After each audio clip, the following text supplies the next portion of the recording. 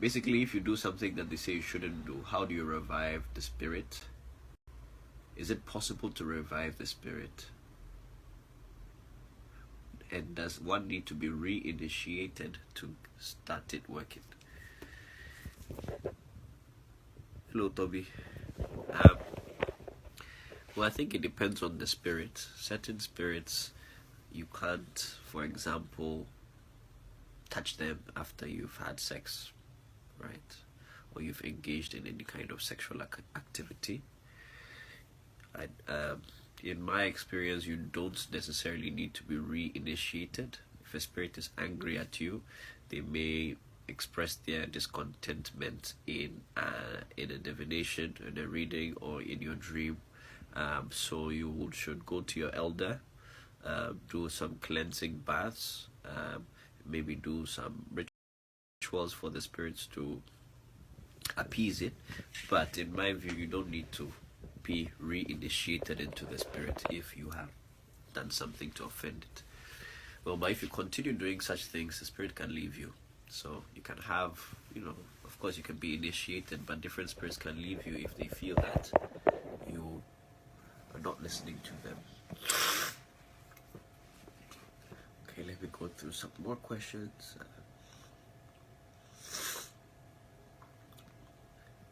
Sedem Amuzu, I believe from Ghana, says, how will I connect to the spirit of the dead? So the dead are your ancestors, or sometimes not even direct ancestors, but anybody who is basically like a ghost, people who are dead but they're still moving in between the realm of ancestors and the realm of the living. And there are some spirits that work specifically with those kind of spirits. How do you connect with them? One is, for your ancestors, is through libation. So you can offer them water, you can offer them alcohol, you can also cook for them. I suggest that you find a priest that is knowledgeable about doing that, and then connecting with your ancestors who are dead. The other one is, there are some spirits that they work with people who are dead, in Ngoli, in Ewe. So if you're initiated in those kind of spirits, then you can work with people who are dead. Hello, Vigor, nice to meet you. So your question is, when we die, where do we go? When we die, I guess the belief is that you go into the ancestral plane. If you died a cool death, I think there's a difference between cool deaths and hot deaths. So cool death is where it's out of natural causes, old age, it was fine. And then there's hot deaths where they will say maybe you died before your time. So, for example, people who've had traumatic deaths or accidents. In Voodoo, if somebody has a hot death, that is considered, it's not ideal. So there are certain rituals that the person you must do for that person, so that they are able to transition into the cool plane of their ancestors. And in our life, so I had a brother that passed away about a decade ago, and he died in an accident. So when he did, for example, when we did the funeral, you're not allowed to bring his body inside the house, because they say he was a hot death and we are bringing heat. So his body was kept right outside of the gate. But we needed to do rituals so that he can also transition into the ancestral plane. But if you don't do those rituals, what you do is you have these people who are kind of in between, and this is what we call ghost, Ngoli. That's why when people see ghosts, they're not necessarily always nice. They can be very traumatizing, or they can be scary, because they, even them, some of them are not aware of whether they are alive or they are dead, right? Because 1 second they're alive and all of a sudden they died. So you need to do rituals for them. So when somebody dies a traumatic death, then they will you will have to do those rituals for them. But if you haven't had the traumatic death, the idea is that you go into the ancestral plane, or you can be reborn through your family. So as an they said, every birth is a rebirth of an ancestor. So they'll say that. So sometimes when a child is born, you see that they have traits of somebody who was an ancestor, who was alive before. And you can see some children who have a lot of psychic abilities, or they basically they talk like adults, and sometimes they'll say that that is an ancestor who has come back into the world to help the world and support the family. Toby, you said when are you coming back to Ghana? I'm your role model and you really want to meet. Thank you very much for your kind words. I am not sure when I'll be in Ghana next. I was in Ghana 2 months ago, but my father, Christopher Voncujovi, and my brother, Pele Voncujovi, as well as my other family members are in Ghana right now. So if you are in Ghana and you would like to meet with us and speak with us, we are located in Accra on the Spintex Road opposite Bogas Furniture. So you can go there this week and they are there. But I am not sure when I'll be in Ghana next. It depends. I'm based in Tokyo, Japan right now. Woo! Adapted mind math! Come explore the site with me. I'm in 1st grade, so I'll pick that. Neato! A fun fishing adventure!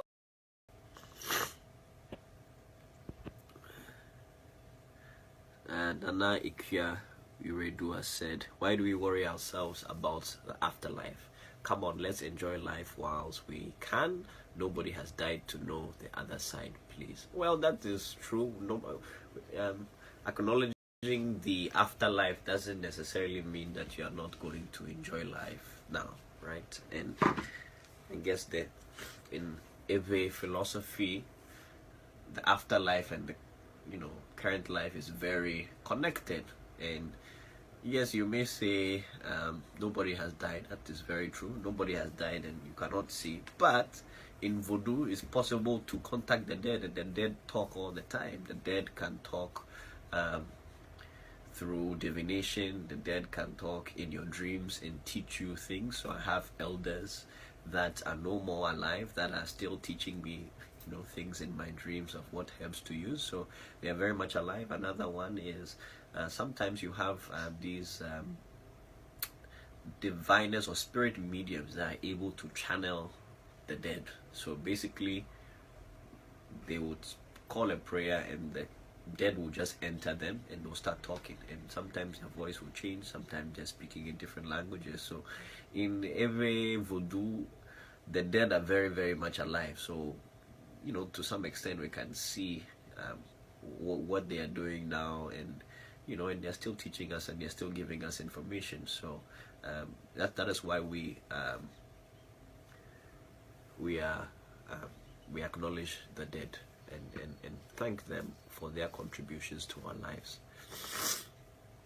So now if you have any questions, please just say where you're from, and please ask them, and I will do my best to answer to the best of my ability.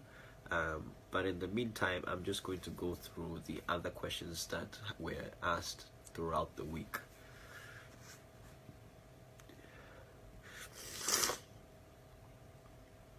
So somebody, Harold Rodriguez, is asked this question in Thank You Roman. Thank you for joining us from Memphis. Nice to meet you. Harold, he asked the question in Spanish, but he's saying una persona no iniciada puede adorar a voodoo. Can somebody practice voodoo or somebody like voodoo without being initiated? That's his first question.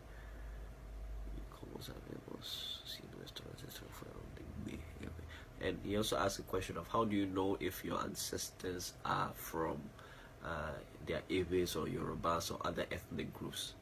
I guess if you don't know them. And then the next question is it necessary to follow the traditions of your ancestors? And I think that's a very interesting question about if you don't know your ancestral lineage, what practice should you follow? And the other one is if you need initiation to practice voodoo. And you don't necessarily need initiation to do basic voodoo of trying to acknowledge your ancestors or acknowledge Mother Earth and all of that. And there are also very different degrees of initiation. You can be initiated to go into Ifa or Fa, which is a very long initiation, which is a lifelong journey. Those are for people who want to become priests. And then there are small initiations into spirits, where joka or voodoo, little talismans, little amulets, and those things. Some of those initiations can be just less than 5 minutes or 10 minutes. So there are various degrees of initiation. So you don't necessarily need to be initiated into big spirits or to become a priest, but you can still practice, right? That's the reason why priests get initiated, to become priests. How do you know your ancestral lineage? Well, I guess the spiritual answer to that is you can do a divination. You can pray to your ancestors and ask them to reveal yourself, right? Another one is you can go and do a DNA test and see where, and they'll tell you exactly where your ancestors are from. Is it necessary that you follow the path of your ancestors?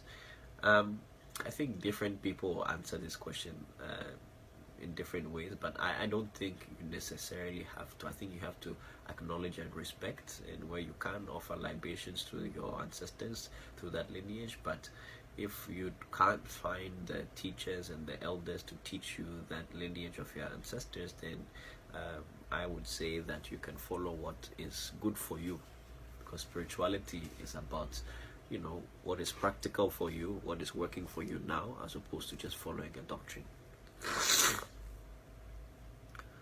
So yes, those are some questions, Mr. Chum.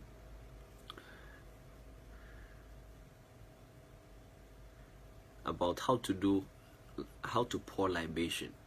So this was something I addressed in the last video, but to just mention again, you can do libation.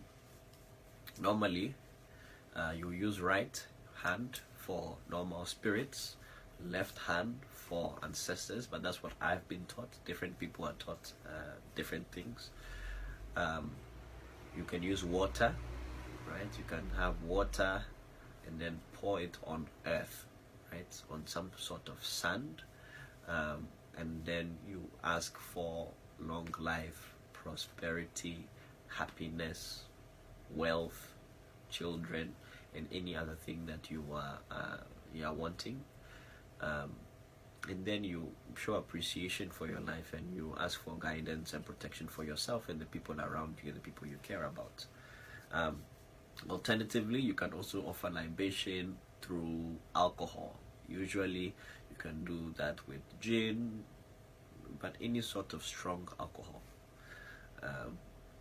And the alcohol is seen as hot, so it's important that when you offer alcohol, you offer water first, then you offer alcohol, then you should always offer water again to cool it down, because the alcohol you take and you say, this is for my enemies, I want you to protect me from my enemies and face my enemies, and this is why you take alcohol, to make the voodoo hot in their face. So it's a combination of water, coolness, and then hotness, which is the strong alcohol. Another thing that you can do, especially for people who are you're not living in the rural areas, maybe you're living in the city and you want to offer libation every day in your room, but you can't just have access to sand. One thing that I've done in the past is to have let's say a bucket, and then you fill that bucket with sand, right? And you can get sand from different areas. So when I was doing it, I used to have sand from the shrine in Ghana and one from my ancestral grave, and I put all those sands, that soil from there, put it in a bucket, and I carried that with me wherever I was. So anytime I wanted to offer libation, I'll pour it in the bucket in the room, and that will be fine. One thing you have to be careful is that don't pour too much water or alcohol, because then you can't, it gets smelly. So you don't want to do that. So that's your question about libation. Mr. Trum, if you have any more questions about libation, please just ask them here and I'll be happy to answer them.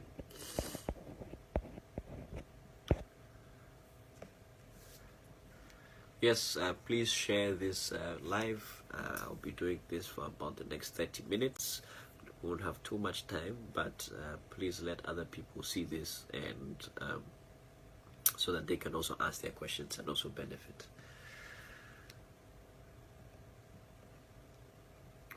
Okay, so I think I'm done with these questions. So I'm going to the next set of questions.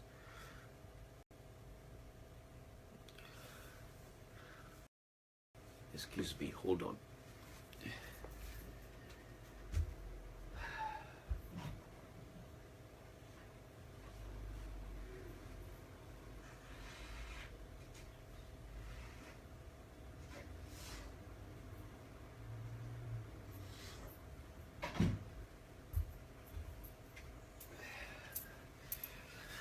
Okay, thank you. Sorry for keeping you waiting. So I have another question from Iris from Ghana. She said, how has voodoo worshiping been so far? I guess that's a question to my personal life. Growing up, I was socialized to see everything related to voodoo as being backward and demonic. At what age did you start devoting yourself to voodoo worship? Thank you for that question. Voodoo worshiping so far, for me, it has really grounded me. Right now I'm working professionally. I work in a Japanese foundation called Ashinaga that provides scholarships to orphaned but brilliant students in 49 African countries. So I have my own, I guess, career. At the same time, still a traditional practitioner. And what my voodoo practice has been able to make me do is it really grounds me, and it makes me proud to be African wherever I go. It allows me to have a very Afrocentric view of the world, regardless of where I am in the world. And anytime I have challenges, I'm able to overcome them, or I have the right state of mind to tackle them, because I feel like I'm not alone. Right, so I'm here. I'm the only one in Tokyo now. My whole family is in Ghana, but through the voodoo, I'm connected to them. So that's how, for example, my father and I communicate a lot through voodoo. Where if there's anything that I'm facing as a challenge, he can pray to the voodoo and they can work here, or I can pray to the voodoo and they'll act there, or he will do a reading and give me clarity of what is happening that I don't understand, and then I'll be able to do, or I'll do a reading here myself. So it is a big support system for me. Another, I think, that directly relates to my work is when you do prayers or you offer libation, you try and set very many goals and accomplishable goals for yourself. And I think when you say what you want to do, it gives you a very clear sense of what you need to do to accomplish it, right? In the very immediate term, as opposed to just long-term thinking. So it's been able to allow me to really focus my mind on what I need to get done. So you can do that every morning or every day. If you're offering libation every day you say, thank you for your life, offer me health, prosperity, wealth, and all of that. But you say, this is what I want to achieve this week. This is a project I'm working on. I want to achieve this. So it clears your mind of what you need to do. So that has been very, very helpful to me. And I think even outside of voodoo, people will say, a lot of people who talk to themselves in the mirror, that's good for your confidence, all those kind of things. And I think it's the same with voodoo, that you communicating with your ancestors or your spirits, it aligns your mind to what you need to do. And that's something that's very helpful for me. At what age did I start devoting? So my father is a voodoo priest. I've seen voodoo my whole life, but I wasn't practicing because my father didn't want to force us into the tradition, because he was forced into a tradition. He was born a Christian, but he basically left when he was 16, and he became a Hindu monk for 10 years, and then in India before eventually he came back to Voodoo. And so he didn't want to force us into Voodoo, even though he was a Voodoo priest. So at some point I didn't believe in Voodoo. I was an atheist, funnily, until I was 13 years old, and then my older brother started teaching me about Voodoo, but the more practical aspect of Voodoo, of using spirits in your direct life and giving them tasks and testing them and seeing if they're working or not. And that's when my whole life changed, because then I saw that what my father was doing, or what ancestors had been doing for several centuries, was not just imaginary, but it was a very deep understanding of nature and how to be in harmony with nature to be able to achieve the purpose of your destiny. So when I was 13, so that was very, very interesting. Okay, so now I'm going to answer some of the questions. So those of us who are serious, who have spirits come to us, how would you recommend us helping those spirits or using those spirits for our benefit? So if you are a seer, of course you have spirits coming to you. I think it depends on which spirit is coming to you, but one that you can first, you help them. You can offer them water, right? You offer them, every spirit needs sustenance, so you offer them water and you see. But first you need to know if the spirit is going to work with you or not. So you need to ask them, give it a small task, give it a very specific task, and see if it accomplishes it. Give it a specific task within a specific time frame, and say, I want to achieve this, I want you to give me a sign, and I want to see the sign in this way. So for example, when I was studying to use spirit, what you do is, for example, I'm wearing this bracelet every single day. Nobody talks about the bracelet, and I'm wearing every day. Now I have a new spirit, I want to test it. I say, okay, I want you to make people recognize this bracelet and compliment me. And you give the task, and you see if the spirit will be able to do it. And if you go out and people start noticing the bracelet, then you can see that the spirit is working. So find a little task to give the spirit, and then after that, then you can start giving it bigger tasks that will directly benefit your life, whether it's your career or whether it's your family, whether it's trying to help other people. So that's my answer, Mr. Roman. Selom said, do I know about the Fa? Yes, so I'm a Bokor. So I was initiated into Fa in 2012. Yes, so that's 7 years ago, and I've been practicing Fa since then. And Fa is very good for divination and being able to guide your life. So I've been doing Fa now, and my father is also a Bokor, my brothers are Bokors, and we have a network of Fa Bokors from Ghana that support our work, and some of my best elders and teachers have been Fa Bokors.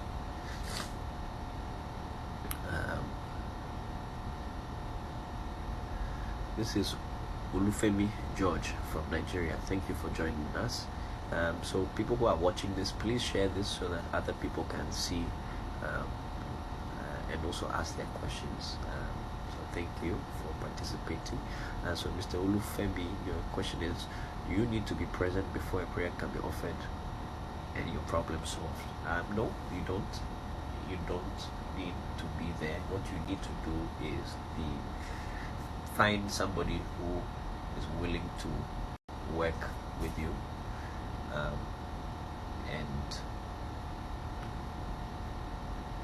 find a legitimate healer who will work with you, and then the customary thing is to do a divination session with the healer, and then the healer is going to find out what your problem is, and then they will tell you how to solve it. And this can be done remotely. So now, technology has allowed for people to now even do divination sessions, across the Atlantic. You don't necessarily need to be present to do. So for example, at African Magic Temple, which is the shrine that my father runs in Ghana, what we normally ask is we will ask you to, at least if you're in the US, you ship the piece of money or something of yours. You rub it on your head, chest, your stomach, and you say your problem. And when you ship that to Ghana, once we have that physical thing, we're able to do a reading for you in Ghana, and we can call you and we'll be speaking like this whilst the definition is going. So you don't need to physically be there. But it also depends on your problem. There are some things that you can't do remotely. You have to physically be there. But if it is possible to do it remotely, then we will do it. But it really depends on what problem you are trying to solve, and what is the capacity of the healer to do so. Right? Is Mami Wata worship part of Voodoo, or is it something different? I think it is part of Voodoo, but that's not something that we do at our shrine. So we don't deal with Mami Wata. Mami spirits usually they can see. They're very good seers. So I have elders who work with Mami Wata, but that's not something that we directly work with. And they were all Voodoo healers and Voodoo Voodoos and Bokors. So yes, Mami Wata.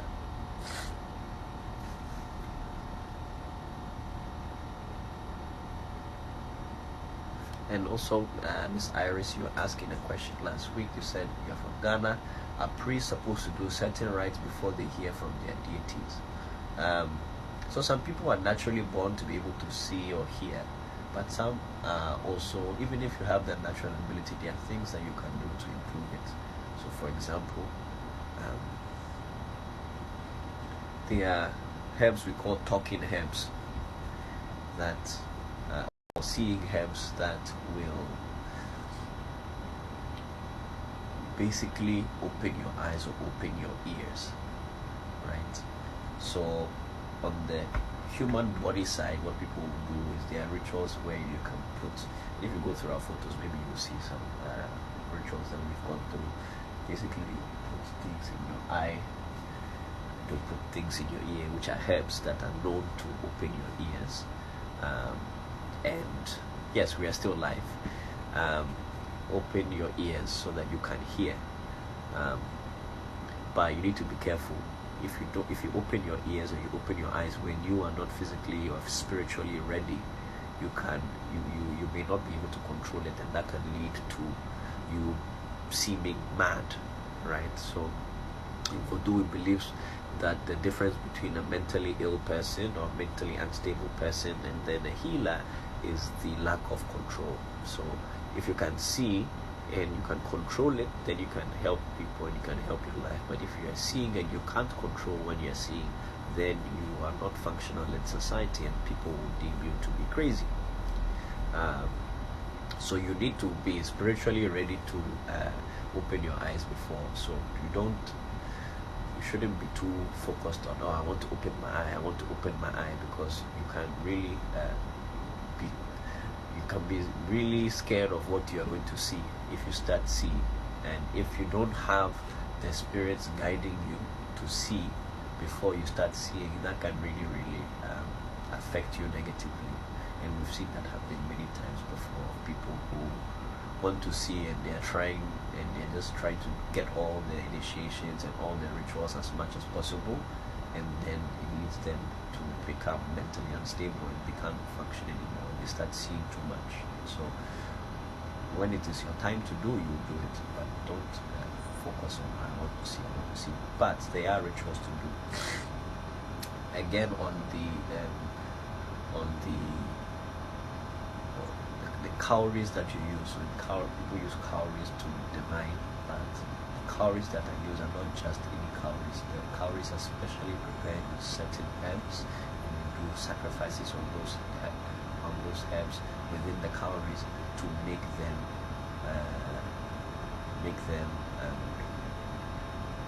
able to talk. And that's why you can see. You can't just take cowries and start throwing them and expect them to. Miss Deuce, I don't know if I'm pronouncing your name right. Have you received Orula whilst in Cuba? No, I did not receive Orula whilst I was in Cuba.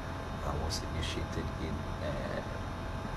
Fa in Ghana, and Nago Fa, which is what we call the Yoruba style Fa, according to the Ewe in Ghana in 2012, so I did not receive Orula when I was in there, but I did witness a ceremony where somebody received Orula, which is, I think, what they call the one hand of Ifa, which is half.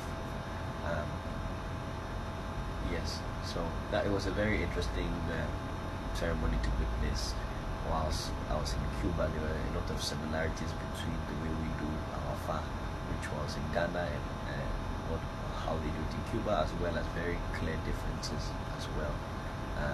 But because we also did rituals over there, Vodu rituals in Cuba, so they accepted and they allowed us to be part of their rituals. And if you go to our videos, we have a video called Peaceful Opposites, and that is where you can see we share our experience. It's a short film of what we did in Cuba, what we learned in Cuba, which I think you would like. So I did not receive Orula when I was in Cuba.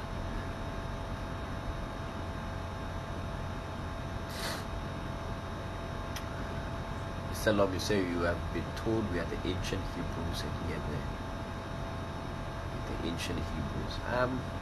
So I don't know too much about that story to give you an informed answer, but I think one issue is that it's not only Ewes that are saying that they are Hebrews and they are Israelites.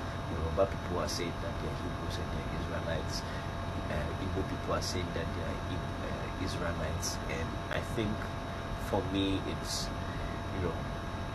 Voodoo and African traditions are beautiful and rich and strong enough to stand on their own without having to make an association with Abrahamic faiths or with Israel. It seems now like a catchphrase for everybody to say we are the ancient Israelites and all that, as though to try and justify their strength. But Voodoo doesn't need to do anything with Israel for it to be powerful. So I personally do not.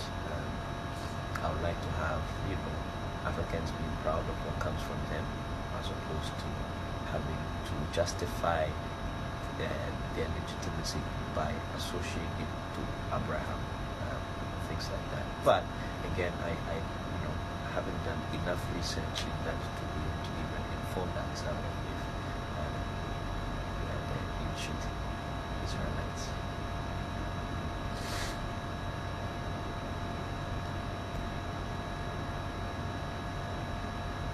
Seli from Ghana, thank you. Say, can you be a Bokor and freely attend charismatic churches? Of course you can attend, but I choose not to attend, but you can. There's nothing in Voodoo that says this is very interesting for me, because people in other faiths, especially Christians in Ghana that I've experienced, for them tell you and they claim that they are open religiously and they respect other faiths, but they can't come to a shrine and feel comfortable. They think that when you go to a shrine that they are going against God, right? But there's nowhere in Voodoo that says that me going to somewhere, some other practice that is against Voodoo, that is against Fa. Nobody will say that, right? If anything, the tradition will tell you that God is everywhere. No one man can have God wisdom, have all the wisdom in the world. So Voodoo practitioners are always trying to learn from others. If it's working, then teach me. If it's not working, then I'll not use it. But if it's working, teach me. So you'll see Voodoo practitioners that will use, for example, even the Bible to do reading. So what I mean, they use the Bible is they have some spirit supporting them, and they will open the Psalms, and from the book they should be able to tell you what is happening in your life, or according to what the spirit is guiding. So you have Voodoo people who are using talismans that are their Quranic texts in the talismans, right? And these are all Voodoo practitioners, and they're using faith from different, my father he spent a lot of his time in Thailand, and he even carries a Buddha on his neck every time. So if you're a Voodoo practitioner, what you should know is that there's knowledge everywhere, and it's not only in Africa or Igbo land that there's knowledge. And if you have knowledge that you can use and tap into, you tap into it. So me personally, going to a charismatic church, going to a church it doesn't affect me in any way. But for me, I'll ask, what's the point, right? If it's something that I can use and I can send it and it will work for me and work for people, why not? But if I can do that through Voodoo, I don't necessarily see why I need to go to the church to do it. So what you see is it's rare for you to see Voodoo practitioners going to church to ask for help, but you see a lot of pastors coming to Voodoo practitioners to come. But that is, it's up to the individual, and there are people who use Voodoo both. But there's nothing in Voodoo or Fa that tells you that you can't go to a church, you can't use information. We also have rituals that we do, that we invoke certain spirits that are not traditionally from Voodoo, right? Because we're just using them and it's working. So thank you, Sally.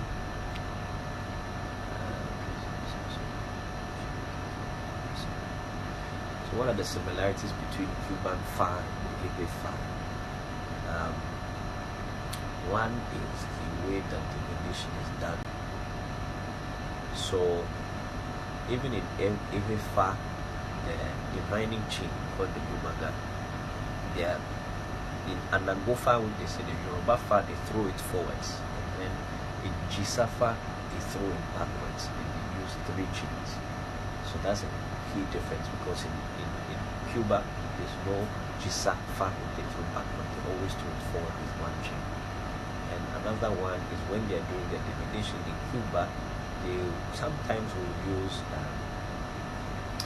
don't know how to call this, but they have a sack where they have these items, and they will ask you yes or no, they put it in your hand, and then you throw the chain and see if it's on the left side or the right side. It's to answer questions of yes or no. But in what I've seen in Ewe Fa is they'll use more the voji, which is a whole sack of items that they use to determine what it is. So in Cuba they're using maybe 2 main, a shell and then a seed, whereas in Fa they are using a whole sack of items to determine what is the cause and what you need to solve the problem that's indicated in the side. There are also some key differences. Also in the Cuban legua, which is legba, they will say it doesn't eat pigeon. At least that's what I've heard. They will say it doesn't eat pigeon, whereas some of the legbas that I eat from Ewe, they eat pigeon. They actually love pigeon. All of them have to right? And another difference that I've seen is that in Cuba, people who are not equal, so people who have not been initiated into Fa can have legba. They will get what they call the guerreros, which is a group of warriors, they call them, that people get. They get guerrero. Somebody can have this, which includes legba, without being bokor. But in our tradition, if you are not initiated into Fa, you don't have business legba or having it. To legba, but you don't go legba if you are not in bokor. So that's some key difference I'm seeing.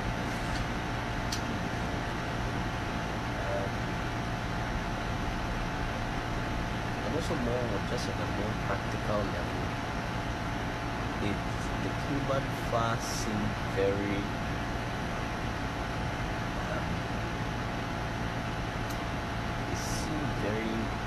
structured.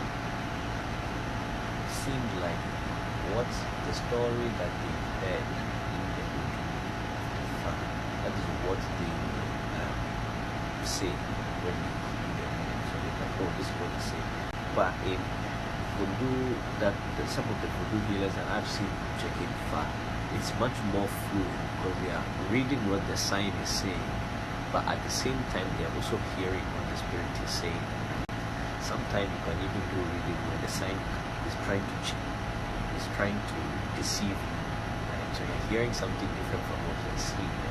The Voodoo healers I've seen, or some of the best Voodoo bokors that I've seen, they are hearing spirit at the same time reading. So it's much more fluid and much more flexible. That's why they can take it directly to your life and even mention names, tell you things that you did even this morning that probably if you're reading the sign you will not be able to see. So it's much more fluid. But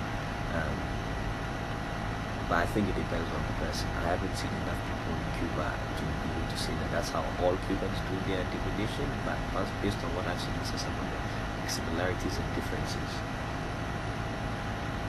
Okay, now let me just answer some more questions.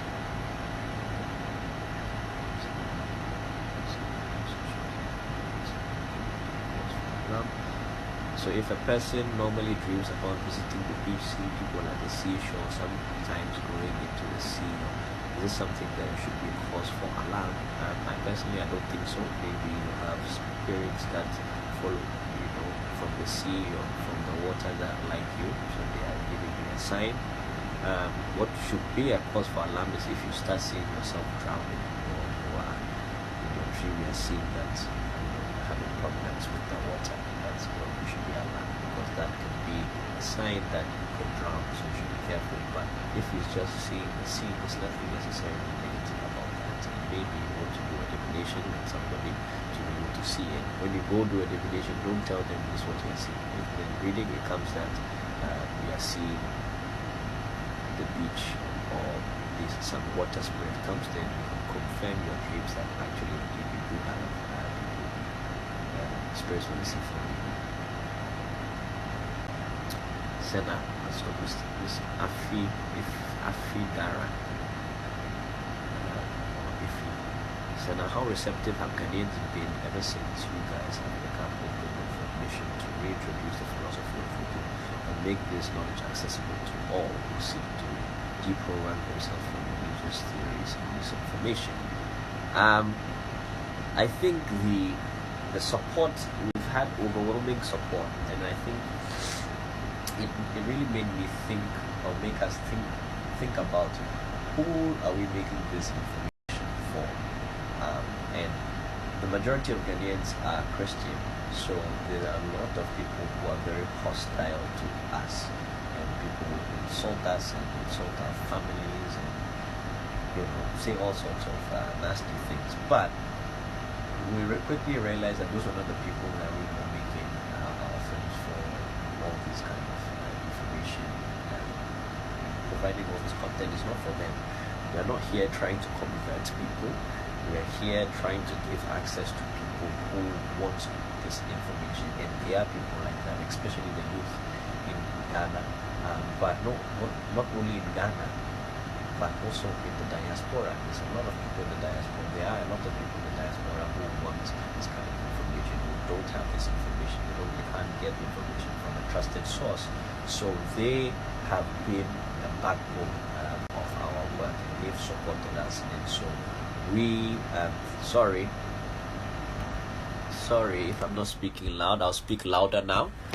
But yes, I said people in Ghana, especially the youth, who want to have this information, who are tired of religion sometimes, they are the ones who want access to this information. And what we've seen is that our platform has been able to connect people who think alike together and to openly share views that they've all had themselves, but somehow they've been isolated in society, because when you are in Ghana, you say that you are a traditionalist, that's seen as a negative thing.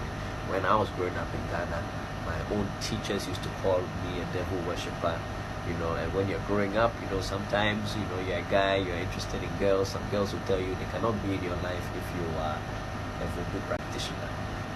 But there's a lot of people who have these sentiments, but they have been isolated. But through the platform and through the comments and through the dialogue, we are seeing more and more people coming together. So that has been our support. So I would say, generally speaking, we've been very positive so far in terms of our work and our support. But obviously there are people who don't like it, but they are not our target, so that's fine.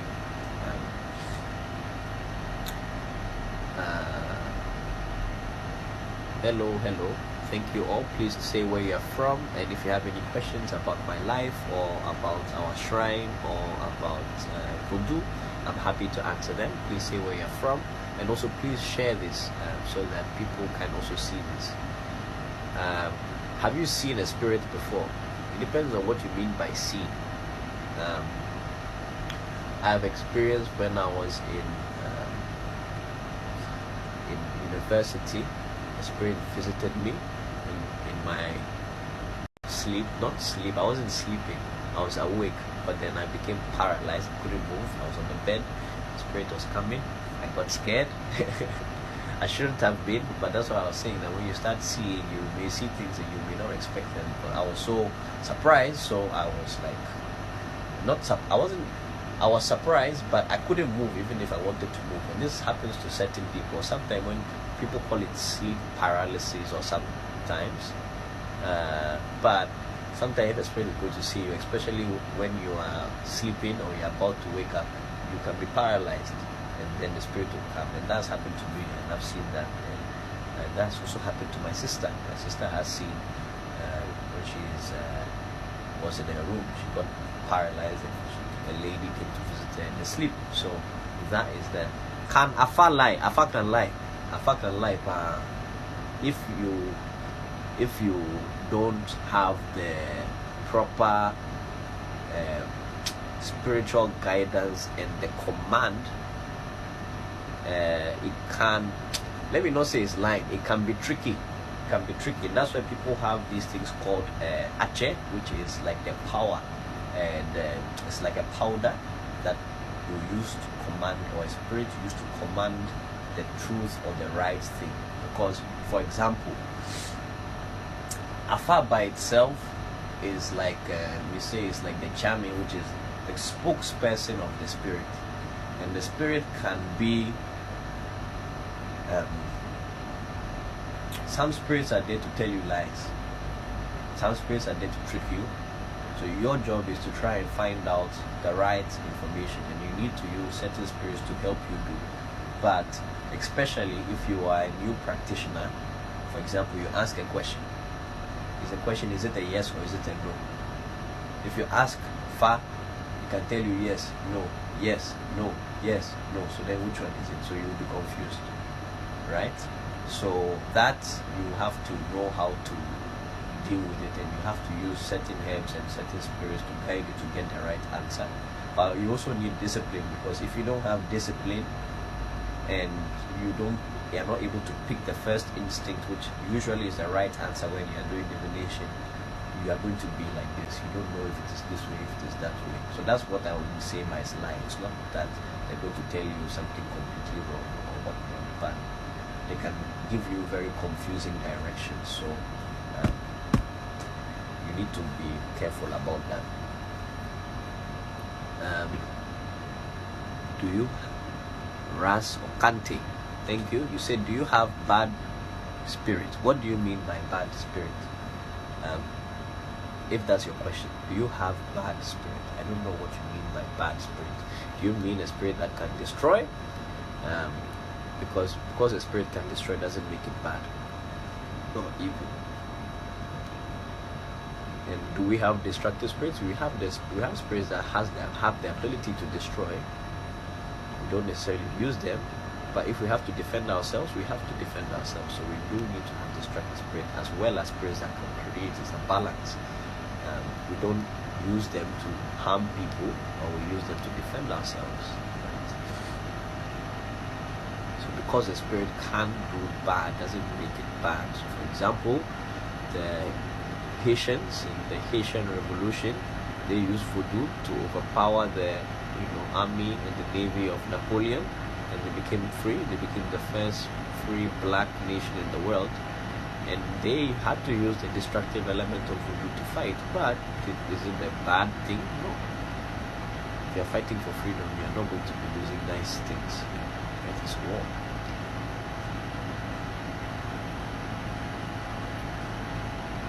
If you have any other questions, please ask them. I'm going to answer some of the questions from earlier today.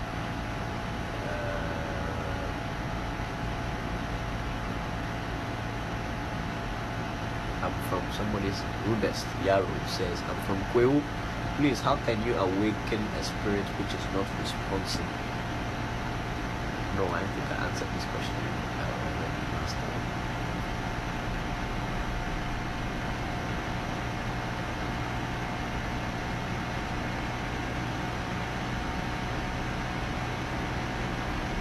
What is witchcraft? That's a very interesting question. some people answer this question differently, but this is my understanding of what witchcraft is. In our language, in Ewe Vodu says Aje.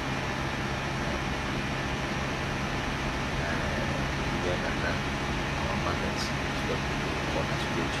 I personally have an issue with the word witchcraft. Not that the word is wrong, but when you say witchcraft, it's a word that is an English word that has whole different sense of meaning. For example, in medieval Europe, having witches that were against God and basically being killed because they are against God. So when you translate witchcraft and you bring that into voodoo and you say Aje is equal to witchcraft, I don't think so. Aje is equal to necessarily witch. Sorry for those I'm not speaking up. I'm sorry. I'll do my best to speak louder. So Aje is it's like generally seen as a female entity that has the ability to be very destructive, but at the same time very productive. So there are a lot of people who will use the spirit of Aje to see, because it's seen that the spirit of Aje is very good in clairvoyance and relationship. People use Aje to see. Generally speaking, it's not considered a positive thing today, right? But you look at some of the stories, they will tell you that there has been, I think there's just a loud humming, so it's overpowering your voice. That's my computer, so I'm gonna hold it here now so that you can hear it better. Can you hear me better now?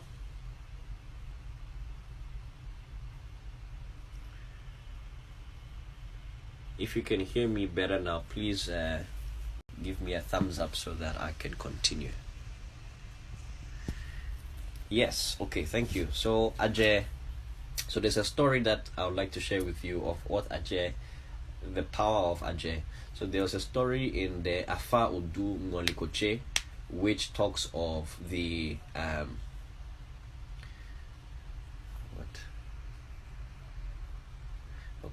there's a story that says that one time God Mau wanted to know who is the best diviner in the world, and the competition was between Fa Urumila Lomina, Fa Hebiesu, which is the god of thunder and lightning, and then Aje. So these three were competing on who is the best diviner, who is the best seer in the world. And the story goes that Mao said that they should count how many human beings are in the world, and so they're each trying to determine, and they said the person who can identify how many human beings there are is the champion of the person who can see the most. And so all the spirits, Afa said, is the one who can see the most, and checked with his gumaga, but he wasn't able to count or see all the human beings. And then Hebiesu also came, because Hebiesu can struck lightning, and he was able to flash in the darkness a little bit and count a few heads, but he wasn't able to count all. And then Aje came, but Aje expressed itself in the form of a fireball. It's like a sun almost, and it was just radiating light. And because he was radiating light, he was able to see everything, and he was able to count. And that's when they say that Aje can see the most. And among all these three spirits, Aje is the one that can see the most. And this is in the first story in the Odu Ngolikoche, which is there. So that story to me tells me that Aje can be used for positive, it can be used for negative. It's generally seen as a feminine force, but then both men and women can use the power of Aje to do things. And now when people will some people, if you are doing a reading and the person can see, or even the person has a natural clairvoyant ability, they may identify that person as Ajay or witch, right? Then that doesn't necessarily mean that it's negative. But there is also a very negative side which can bring chaos in your life, right? People will say envy, jealousy, that kind of negativity is these are sentiments that are controlled by Ajay, and if you have that within you, then that force can really drive you to do negative things, right, and destroy people. And that's why people are very scared of Ajay, because Ajay can really destroy. When we say Ajay is disturbing somebody, what we will do is we will cook food for them, right? So we are cooking food for our mothers, because you can't destroy them, but you can cook with them so that you can coexist. So that's what how people interact with Ajay. So it's like a love-hate relationship, but there are people who are just doing that Ajay alone, and they are successful, but sometimes they are not seen as positive. Or there are a lot of people today who will say that that is a negative force. But I think we definitely have to look at it within the context of colonialism and translation, because, for example, at some point somebody will say that in the Yoruba land, Eshu was translated as devil, and now people have translated Ajay as witchcraft, but they are not the same words, right? And you have to understand them from both sides to say. And so sometimes we have inherited a lot of mistranslations and sentiments within our own tradition, and I think that we need to rethink those things sometimes. But that is me. I don't speak for everybody. Some people will have a very different view from me, and that is fine. But this is my view, my understanding of what Ajay is, and a lot of the nuances of what we mean. And unfortunately, this is something that affects women more. So when people are labeled as witch, even though both men and women use Ajay, women tend to be more stigmatized for that. And I think that is something that we should take into account when we start asking about witch. Mr. Menuhati, the question is it fair or accurate for people to say they are practicing voodoo if they are not initiated in either African voodoo or Haitian voodoo? What would you suggest to those people who call themselves witches online and claiming to practice voodoo, etc.? Well, it depends on, I think if you are following the teachings that are prescribed by Haitian voodoo, which I don't know that much about, and Ewe Vodu, and respecting that is cool. Can you claim to be a priest of voodoo when you haven't been initiated? I don't think so, right? I think that becomes very subjective. What do I suggest to those people? I think you can call yourself a witch, you can decide to do anything you want to do, but you shouldn't try and claim a legitimate position when you haven't followed the tradition or the path that have been there for centuries. It can be insulting, right, of just making voodoo to just because you believe you are spiritual in your head, then you get up and say that you are a voodoo priest. I think that's insulting. But it's also important for practitioners to raise their voice up and to give information about what it means to be a voodoo priest or a voodoo practitioner according to the traditions of our ancestors, and then sometimes challenge these people who are saying, some people recently say you can be there's no need for initiation to practice Fa. You can be practicing Fa. I think you can benefit from the teachings of Fa without being initiated, but you can't claim to really practice Fa when you haven't been initiated, because you haven't been given the authority, because this is something that's passed down from person to person, from priest to new priest. You can't claim to just tap into something when you haven't been given the authority or the legitimacy. That you can practice, of course, but that may just be in your head. But that's my view. Some people will disagree, but that's okay.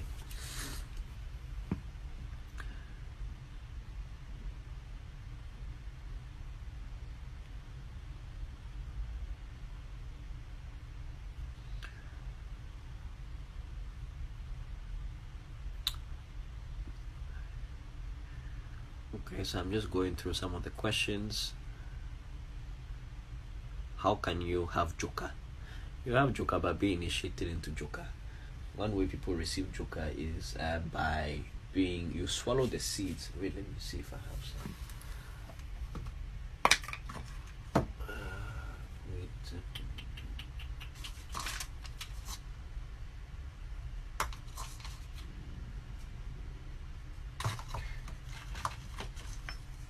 Okay, this is what we call atakwe. Right? They call it the alligator pepper. So people who have Joker, normally this is how they transfer Joker to people. The seed is here, and then this is very small. You can see it's a very small seed, right? And people will, when you eat it, it's hot, right? So people, when they're giving people spirits, the person who, the logo, is it slanting or it's okay? It's okay. But here it looks like slanted inside here.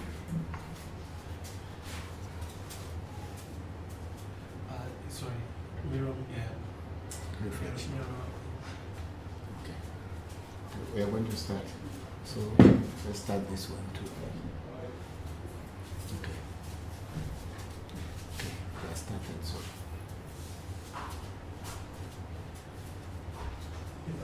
yeah. Abdul, how are you? Welcome. Welcome. Please take a seat anywhere. Just relax because this is not our normal transmission place. Because of the noise over there, we are trying to create this space. Where this is the second time, or this is the third time we are transmitting from here. So now before I will fix it well, okay, so that when people come, they can have. Of course, the seats are there, but people cannot really. We will fix it later. How are you? How's everything? Good. Did you sleep well last night? Yes, I did. Oh, thank God. Thank God. Thank God.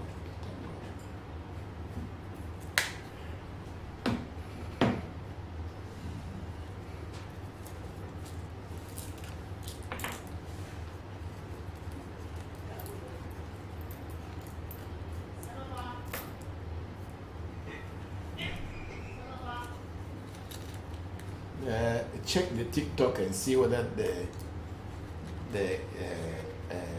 what do you call it, the air conditioner is making noise again, because I'm using a different phone today to see if we can cut the noise down.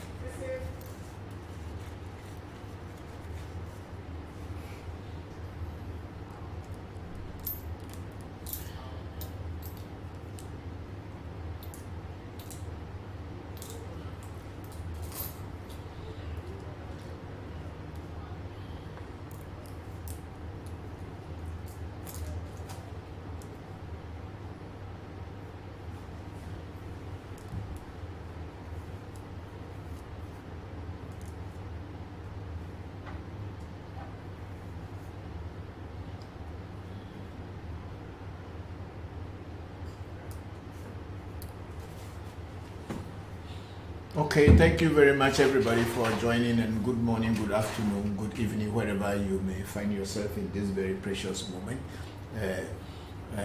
This is African Magic Temple Revolution Voodoo question and answer live streaming.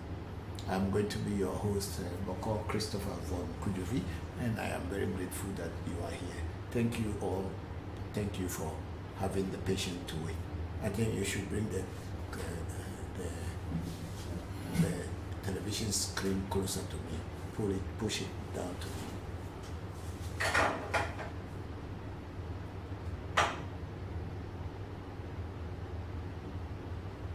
Yeah, it's much better.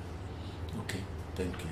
Thank you. So I'm going to pour libation, and then after that we can take your greetings, comments, and your questions. Thank you very much.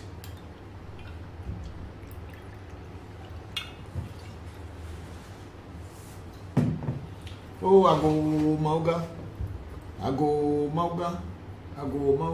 Sobolisa, Meduago, Mauga Kitikata, Meduago, Mauga Esse, Meduago, Esse Joto, Amejoto, Sena Nuame, Setena Nuame, woman of heavy, docon of heavy, woman of heavy, maybe an docon of heavy or Bena, docon of heavy, maybe a woman of heavy or Bena, a set mayo, a set Popolipo, Senu, Ameyo Segra, Amegla Senjo, Amejoro, Sejoto, Mayora, o me do ago me yo she me ham for asho ko se mi for asho pete me do ago yo abraxas aí me yo se adre ko do yo ta adre to be vi me kuna o wo ve so to ka me yo me do ago e me yo me no so ji anyi du so kaka chika ze bo she adre me la fa be nya gbo na pe we nya gbo du ho no me yo na ke ko we nya yin gba manjo flo fa plan gba me do ni ka we nya pe me ma teku etega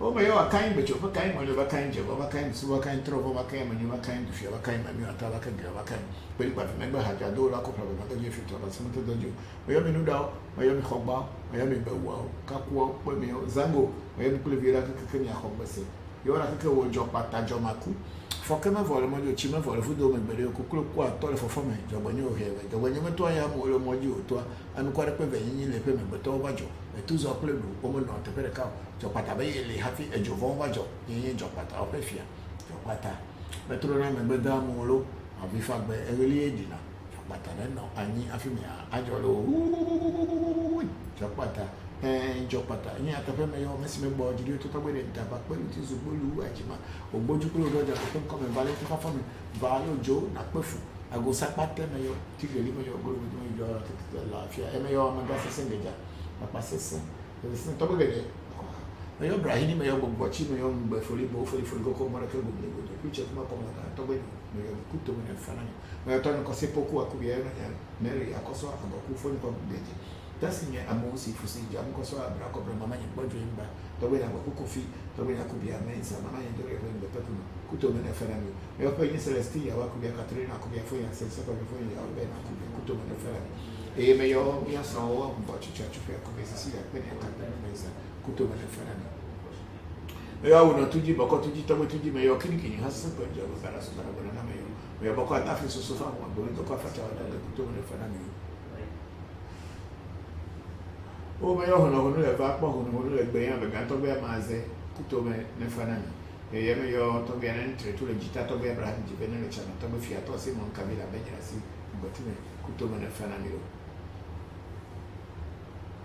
o na tuji aha na ke e me yo to be fia to se mon kabila be jira si yo amanga koku ana to vi ankaima kuto me ne fana e me yo happy akoso baji kuto me ne fana egbe yen per cato tutto è mia amore mia bo tutto me ne fa no go na go ne fa na mia perché nemmeno go da bara io me trevi io bra io be di ku io poi ji me ne faccio na no a te si ma te tu capentaro topeti tutto me ne fa na mi e io aboci sacra capeccia aveva dogo tutto quello awo kunu mako agbara na agbara to be wale achu ufranta mani ofifini ku abisin kra ko fito japaku ocho to ko fi ocho he ko fi atra kable me yo nya kekeke me yo to be aho ba to me ba vodu to ra ho ibu me sa pasa bi klu nyo khoto ko shinyo khoto kere ku me yo ni me yo kotokoli don ko owo kunu mako agbara na agbara to be wale achu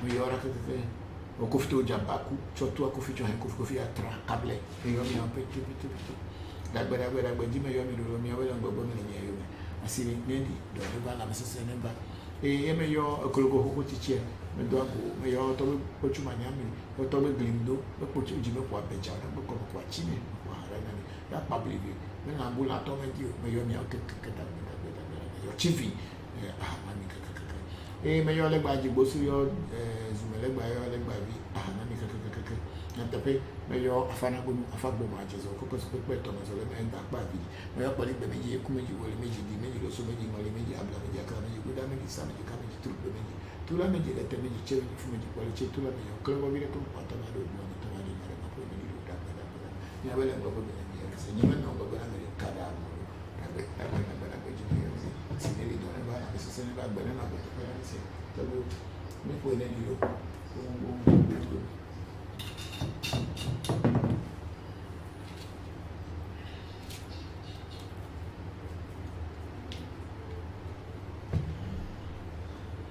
Okay, so now I'll take your questions. I think on TikTok we have there are no questions on TikTok. Let's go to Facebook, Revolution Vodu.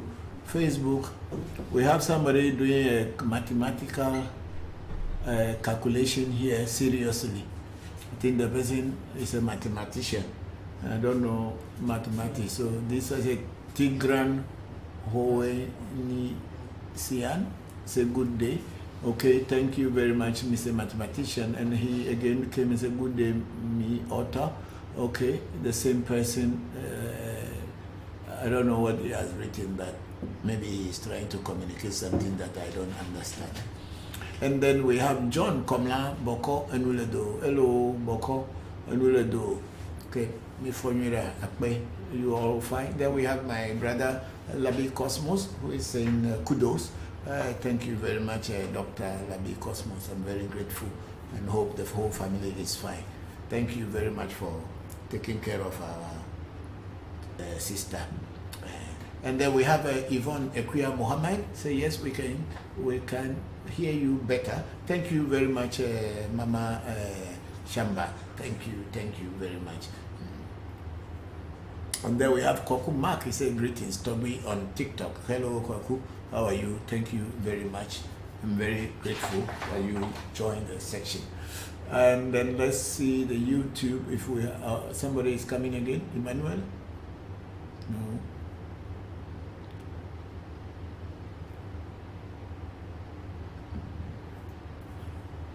Okay, so we have. And that's all that we have for now. So please send in your questions, your greetings, your comments, and everything, and we'll be here to answer them for you. Play some Afar videos if we have some that you from the last week. That's it.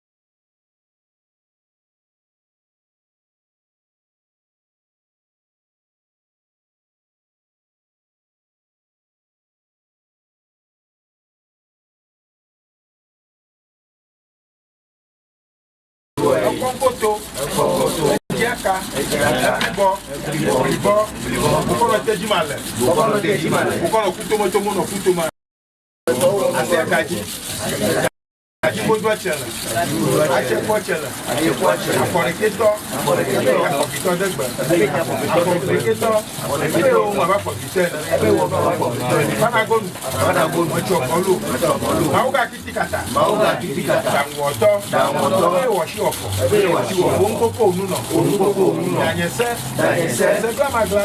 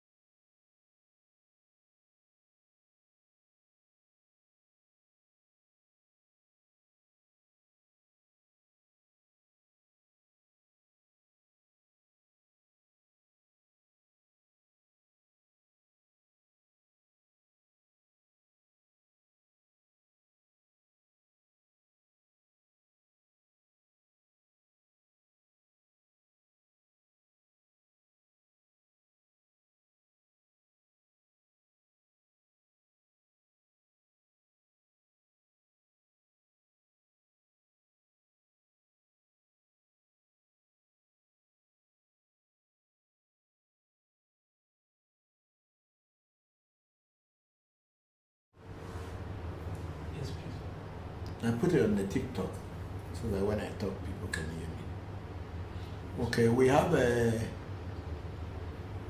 Koku Mark saying that what is the topic of discussion today? Koku Mark, we don't have any topic of discussion any day. People ask questions. Whatever question people ask, we try to answer. I never ever have any topic and say this is what I'm coming to discuss. No. People have different questions of their own, and then maybe misunderstanding and confusion about our tradition, our African traditional spirituality. And this is what this platform is for. Whatever you are not understanding and whatever is putting fears into you about our tradition, that's why you don't embrace your own culture, you don't embrace your own tradition. Does not matter whether you are an Ewe, you are a Nofna, you are a Hausa, you are a Kotokoli, you are Chamba, or you are a Yoruba, you are from South Africa, you are from any part of the world. It does not really matter. What you think is bringing the fear of you coming closer to your ancestors or coming closer to your tradition. These are the questions that we answer here, trying to demystify the fear and the notion and the understanding that our tradition is evil.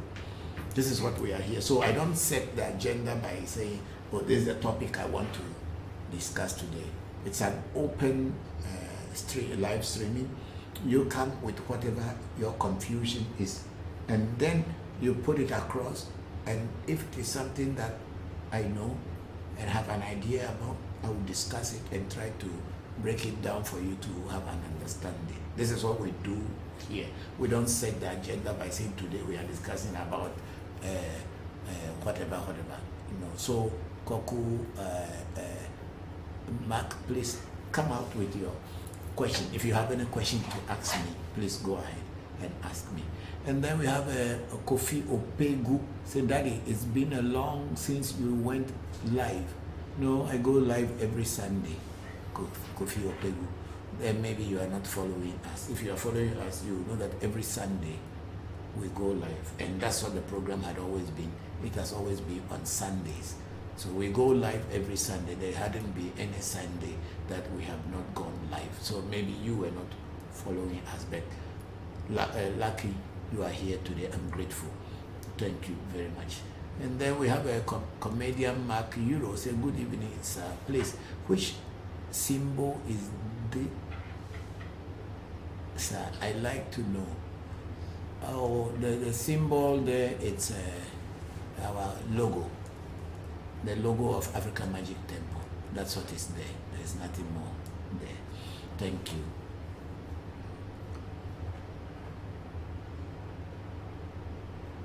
And then we have our sister Luna Nicole. Say, happy Sunday, Papa. I hope you are well. It's great to join you and the AMT family for today's session. Thank you very much, Luna Nicole. You are very much welcome to today's session. I hope you are fine. Thank you for the continuous support. We are grateful. And then we have Kwaku Market. Thanks for the explanation, sir. You are welcome. You are welcome.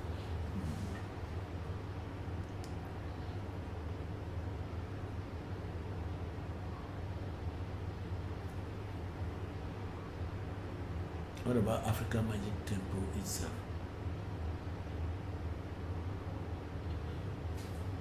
On African Magic Temple too, we don't have any.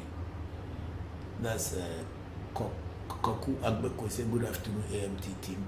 Thank you very much, Agbeko. How are you and how is everybody? Thank you very much for joining the section.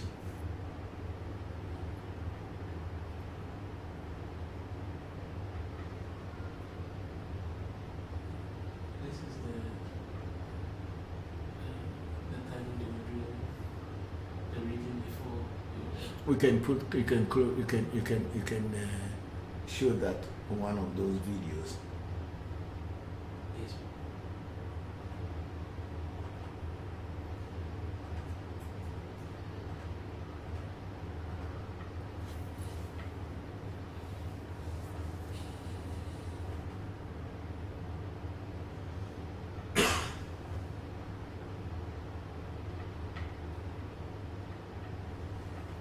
So,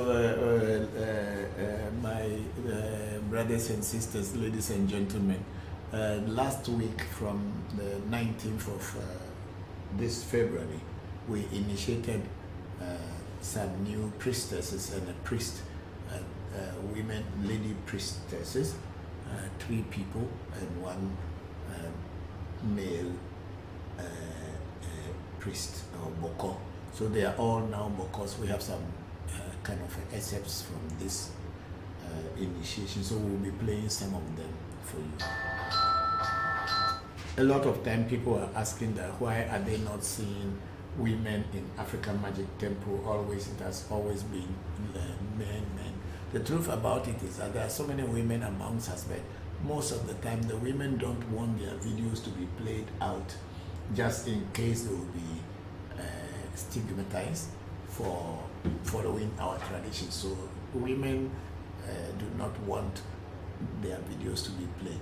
But we are lucky that these new priests and priestesses, they are people who are die-hard African traditional lovers. So they don't care what people will say about them because they are in love with their own tradition and with their culture.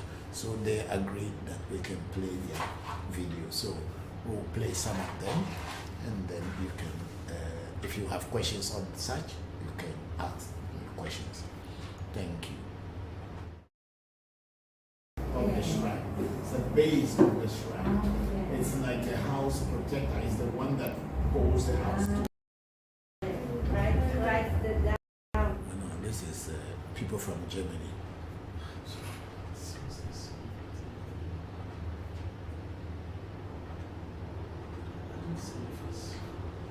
But it was there, you just showed them, so why is it not picking up?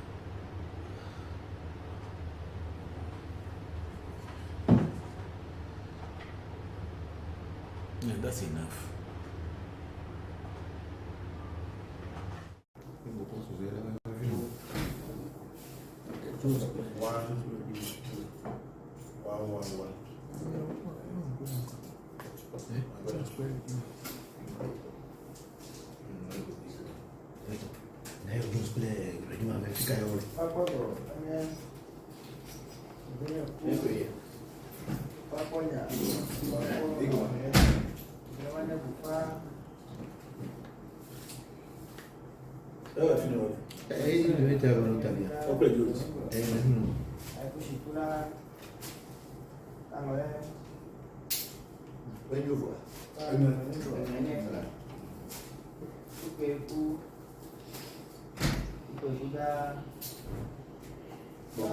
You stop going in around and come and see that I should also be watching.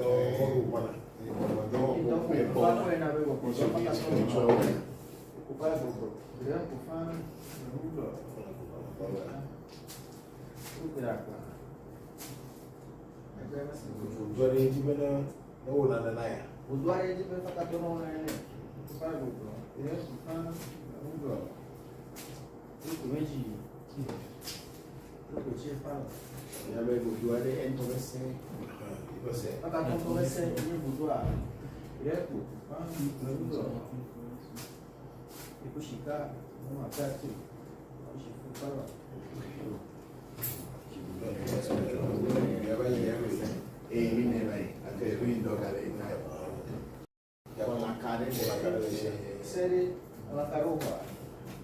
There kufan remember.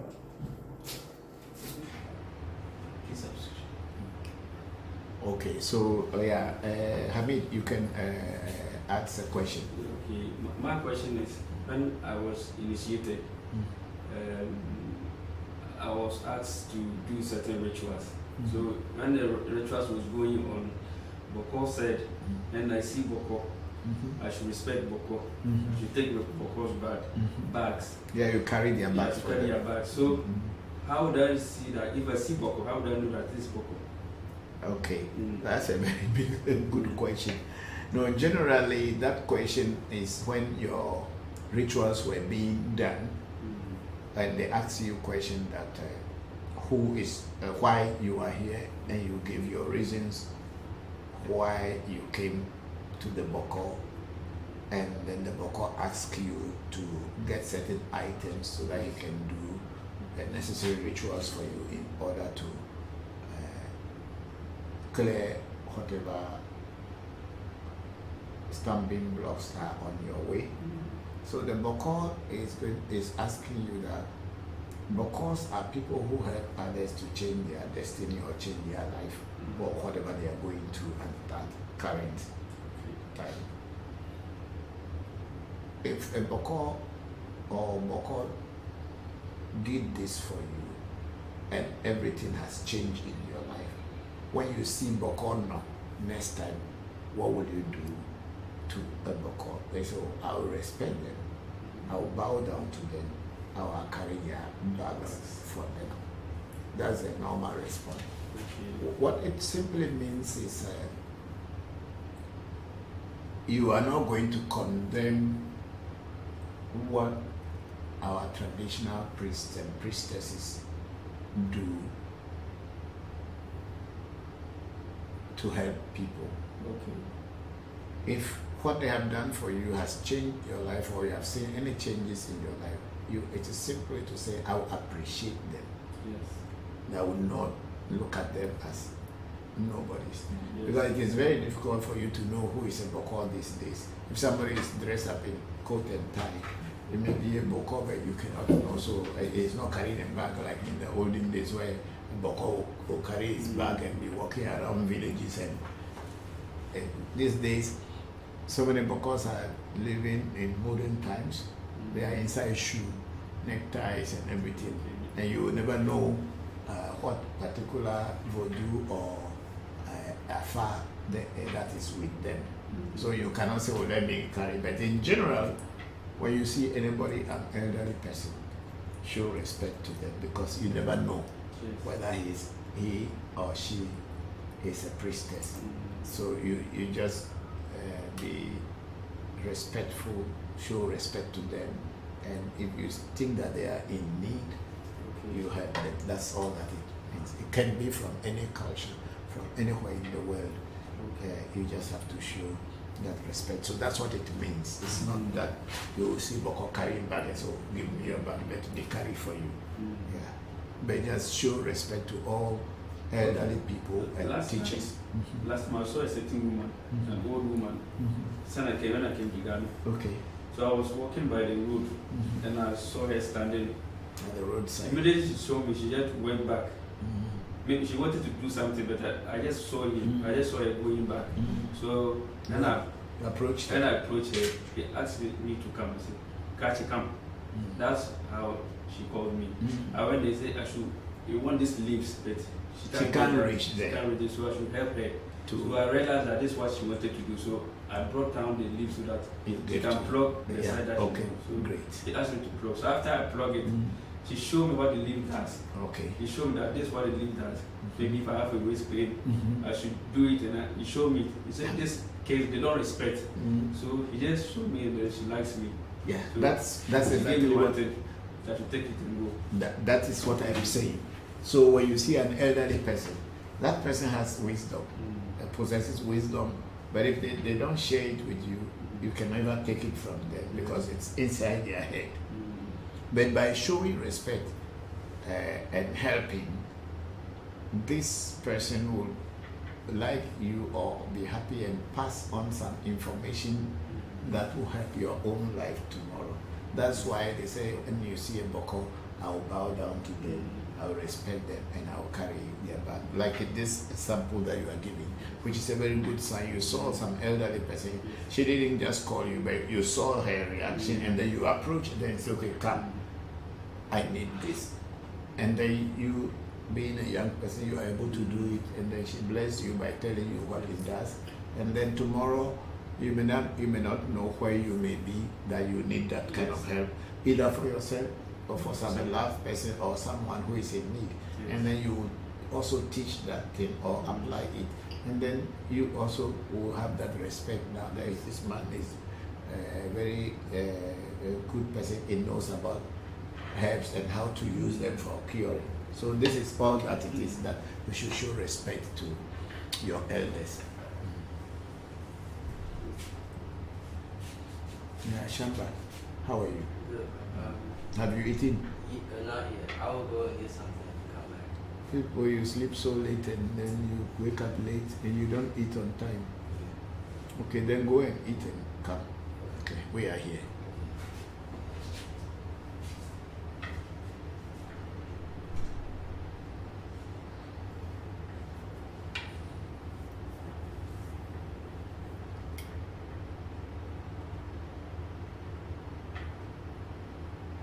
No, these days young people do not respect anything. They don't even respect their own parents. And not to talk about other people who are not even related to them. They see everybody else, they think they are equal to them, and sometimes they disrespect them just because the person looks old. And people laugh at them and think that, oh, the world, as if they will never grow old. Yeah. No, the pot that you see that is black today was once, when it was not put on fire, was very clean and a very beautiful pot. But with time, when it started going on fire and soot and all this, it looks black. And then you, as a new pot, you think that you will never get black. Yes. and you will be laughing at this. It's not the best way. And there are certain people, when you laugh at them, you have put yourself into problems. They're not going to say anything. Once they don't feel comfortable with what you are doing towards them, the effect will go on you, especially people who are teachers and bokors and spiritualists. They may not say anything. There is a story that I was told long time ago, that there was this old man in one village in the Volta region, and he's quite an old man, and there was a festival in the village. So young people came from Accra, came from all other places to join the festival. So people were drunk and celebrating. So the old man, I think he carried his farm bag. He was going to go to the farm. And maybe in the village, there is possibility that he doesn't have a wife, and probably his children were not around him. So he was like what do you call it? A bachelor old man who takes care of his own problems. So he was going to farm. And then these young people they came with their cars and their girlfriends, and they were having fun. So when they saw the old man, they started laughing at him and started teasing him. So one of them, among them, who I would call him a stupid person, but in that moment he thought he was the wisest among them. Then he started saying certain things to the old man, and the old man was just going, and the boy started following him, and other people were laughing. So what he did is that he just said, "Oh, my son, goodbye." He clapped his hand, and the guy fell down and died on the spot. Now the rest have to run away. So there are people like that. They don't want problem. They just want to live their own life. And you being young, not having any idea about their stories, whatever had happened to them in their life, the journeys that they have passed through, or whatever they have gone through in life, you didn't know. You are young, your parents are supporting you and taking care of you, and you think that you know it all, and then you start to tease an old man.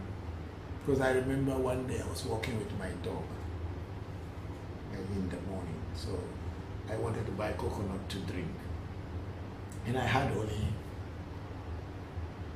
I think that time the coconut was 3 cedis for one, and I had 3 cedis with me. So I wanted the coconut. So there was the guy who used to sell it himself was not there. So another guy was selling, and he told me that the coconut was 4 cedis.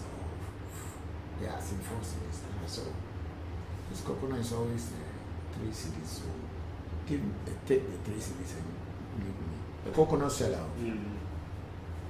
Then I think there was one girl, a girl and a guy, young people, mixed blood. Then it's like they were laughing at me because I didn't have the money to buy the coconut, because it is 4 cedis, but I knew it was 3 cedis. So they were laughing at me. I didn't feel very good, but I was able to control myself that I didn't say anything to them. I just told them that even I just bought a new dog chain for my dog, which I was holding. It's more than coconut.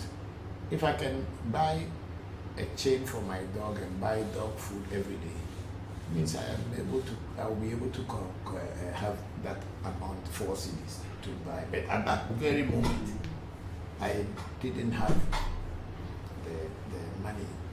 So I was telling them, and then this girl and the boy were laughing. So I just walk away from them. Because such kind of children, if I should open my mouth and say anything, their whole life will be messed up. They can go to any church in the world. They can go to any priest in the world. They will never have peace with their life, just because they felt that at that time they were the champions of the day.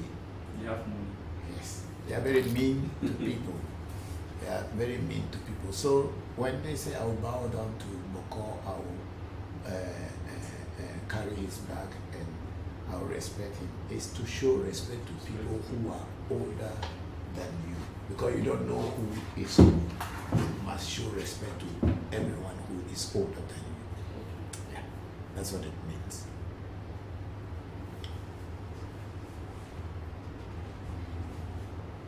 Where do we stop? Okay, Luna Nicole is saying that I see you are not back at your regular location yet. It's work still done there. Yes, Luna. The problem with where we are from at the shrine, we have our studio there, and it's okay. But the next door has a pub. There wasn't a pub before, but the place has been rented out and they have made it into a restaurant and a pub. And on Sundays, they are doing all you can eat. So because they are doing this all you can eat, a lot of people are coming and they have to play loud music. And each time we open the studio door, the music from outside comes into interfere with our recordings. And whenever we put these recordings onto our YouTube page, we get a message of copyright, that someone has complained that we are using their music in our production, which is actually not the case. And I know that YouTube, Facebook, and all these people, they don't really care whether the music is coming from outside or it is you who is playing it. They don't really care about that. They just have their own rules to say it is against their community standards. And so they mute our teachings so people can see the videos but you will not hear what I was saying. So for this reason, we are trying to move the production or our live section to my residence. I have a small room underground and we are trying to test it here to see how it is working. But so far it's been working well, and we haven't had any message from YouTube on copyright. This is since this is the third week we are doing it here, and we haven't had any complaint from YouTube yet. That means there is no noise coming from outside to disturb this is. So I pray and hope that this I'll continue using here, and I'll get it properly prepared for transmission as we are doing now. So that's why we go back to the shrine to do other things every day, but on Sundays we will be here to do the live section from here. So this is the reason why we are not at our location as it's known to everybody. We are here. This is also my place. Okay, it's different from the shrine. It's a little bit far from the shrine, about 20 minutes drive from the shrine. Thank you very much for noticing this. Thank you. And then we have Koku Mark say, do you do one-on-one reading? Yes, we do one-on-one reading. We also do online reading. Wherever you are in the world, we can still do a reading for you. But if you want to be physically present during a reading too, it is fine. We do that as well. Thank you very much, Koku Mark, for that question. And then we have Luna Nicole say, Papa, how many people have you initiated? Okay, this time we initiated 4 people. 4 people have been initiated. 3 ladies or 3 women and 1 man. They are the ones we have initiated into Afa. Yeah. You know, we have so many other initiations, but Afa is what we did last week. Thank you very much. And then Luna Nicole went. Sorry. He said, okay, Papa, how much does initiation cost? Is it different for everyone? Not necessarily different for everyone, but there are so many different initiations, and each one with its money. And I cannot share it all here, but it is not different for everyone. It is the same for each and every person. But when you are taking initiation into Vodu, that's depend on which Vodu you are being initiated into. That is when you will get the price of that. If you are taking initiation into Afa, where you realize your destiny or the blueprint of your life, it comes with its cost and the number of days that you will have to go under initiation before being free. So it depends on what you want to be initiated into. But in Vodu initiation, the days are about 4 to 5 days. You have to be in the shrine without going anywhere for the initiation. But then normal initiation, like some of the Vodu, is only a few minutes you can be initiated into. Some also may take hours, depending on what you want to be initiated into. Thank you very much, Luna Nicole, for that question.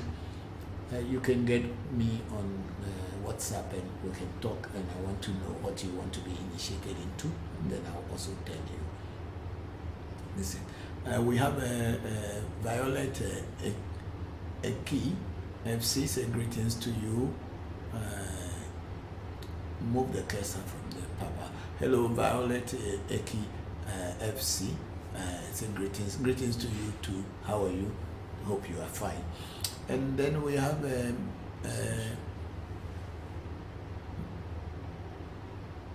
Mumuni Akpe also following the host. Thank you. Then Dan Chris Kiddy shared the live video. Thank you, Dan Chris. How are you? I hope everything is fine with you. Thank you very much. And then we have Pages. Hello, Papa. I say good evening. Good evening to you, Pages. How are you all today? Hope you are fine. Thank you for joining the section. And then we have Sunshine. Say hi, Papa. Good afternoon. Why is it necessary to recharge charms and divination tools in voodoo practice? Okay, that's very good, Sadam. The reason why you charge voodoo is because voodoo comprises of herbs. Voodoo has different herbs, and like a battery, some of the herbs have a limitation, or they have an expiry date. Like when you get a new battery, you can use it for some time, and if you are using it, the power will be depleting, the energy in it will be depleting and be going away, and it gets to a point you have the battery, you are still holding the battery, but when you put it into whatever the battery, the device into which you put the battery, you realize that the batteries will be the power will be very faint and it will not be strong. So it is with voodoo also. So all voodoos are like a battery for the spirit that you want to work with to be able to come and use it. So the spirit has become the device in this sense. So when you have the battery is weakened, the spirit will not be able to express itself properly because the battery or the herbs in it are weakened. So it becomes necessary that each time that you have the opportunity, you should recharge. Some of these herbs can even be up to 10, 15, 20 years. Some may be less, some are even 3 months, 4 months, of 6 months, 8 months, 1 year, some 5 years, depending on each and every voodoo. So whenever you are being initiated into a particular voodoo, and the voodoo items, which the Americans are calling shrine, we don't call the voodoo itself a shrine, but maybe it is the correct way for it to call shrine. I don't know. We call the house in which all the spirits are as the shrine. But English language is not our language, so we cannot know which one is correct. But let's say that the voodoo, like Tabe Akai, like this, inside this bottle, Akai is a bottle, and around the bottle there are herbs, and inside the bottle too there are herbs.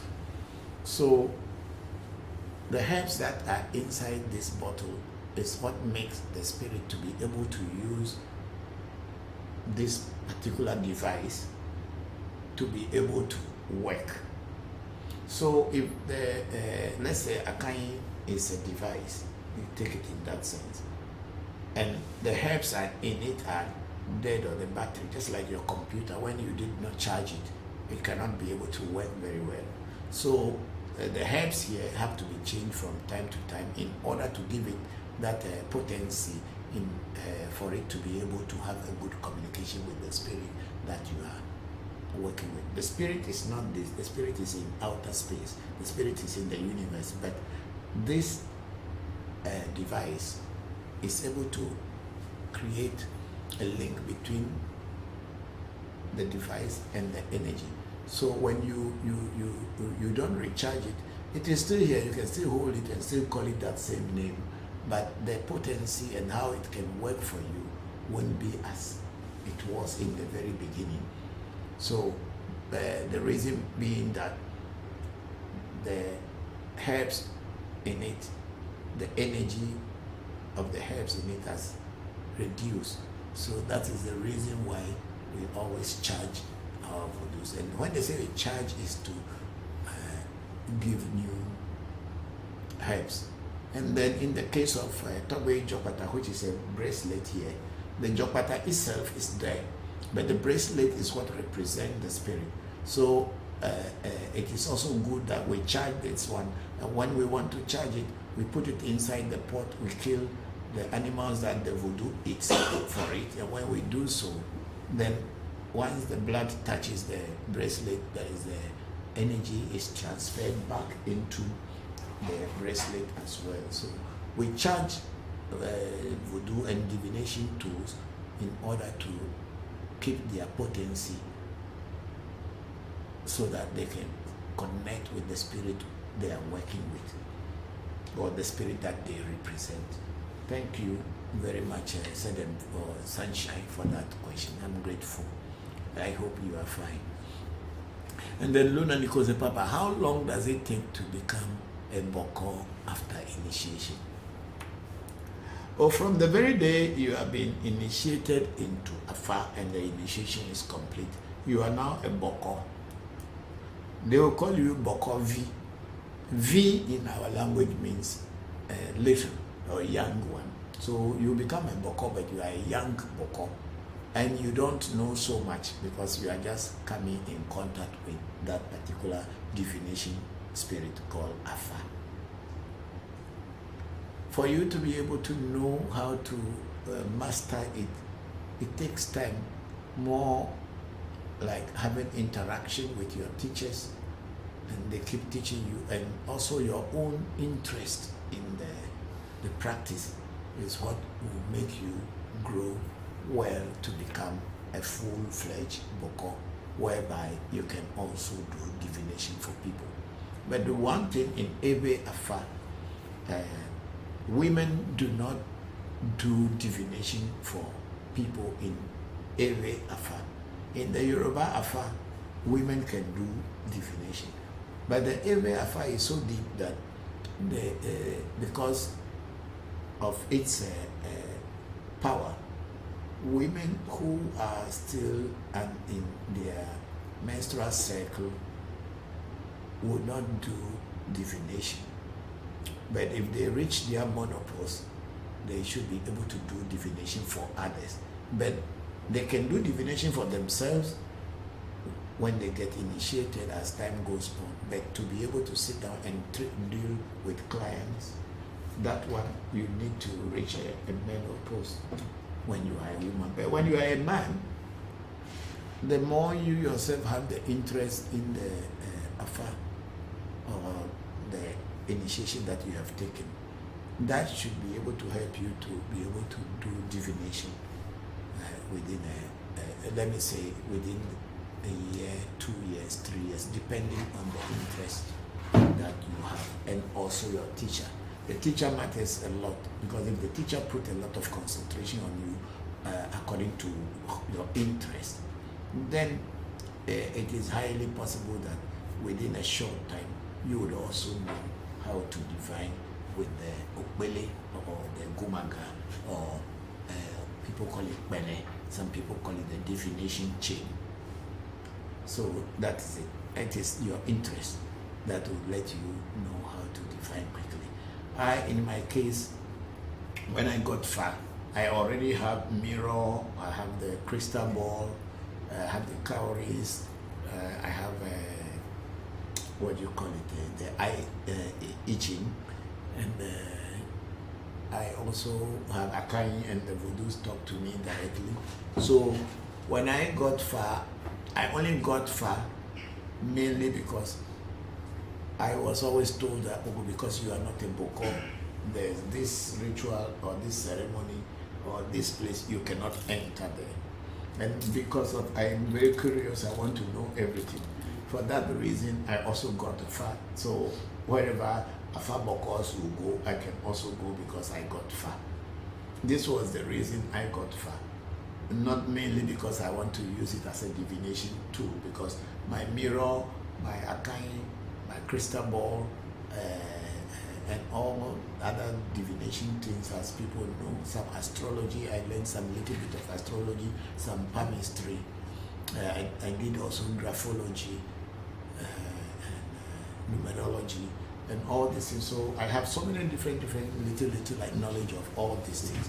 But the mirror coming from Vodu was very kind to me, and he was able to tell me. So I was only getting far in order to meet up with everybody.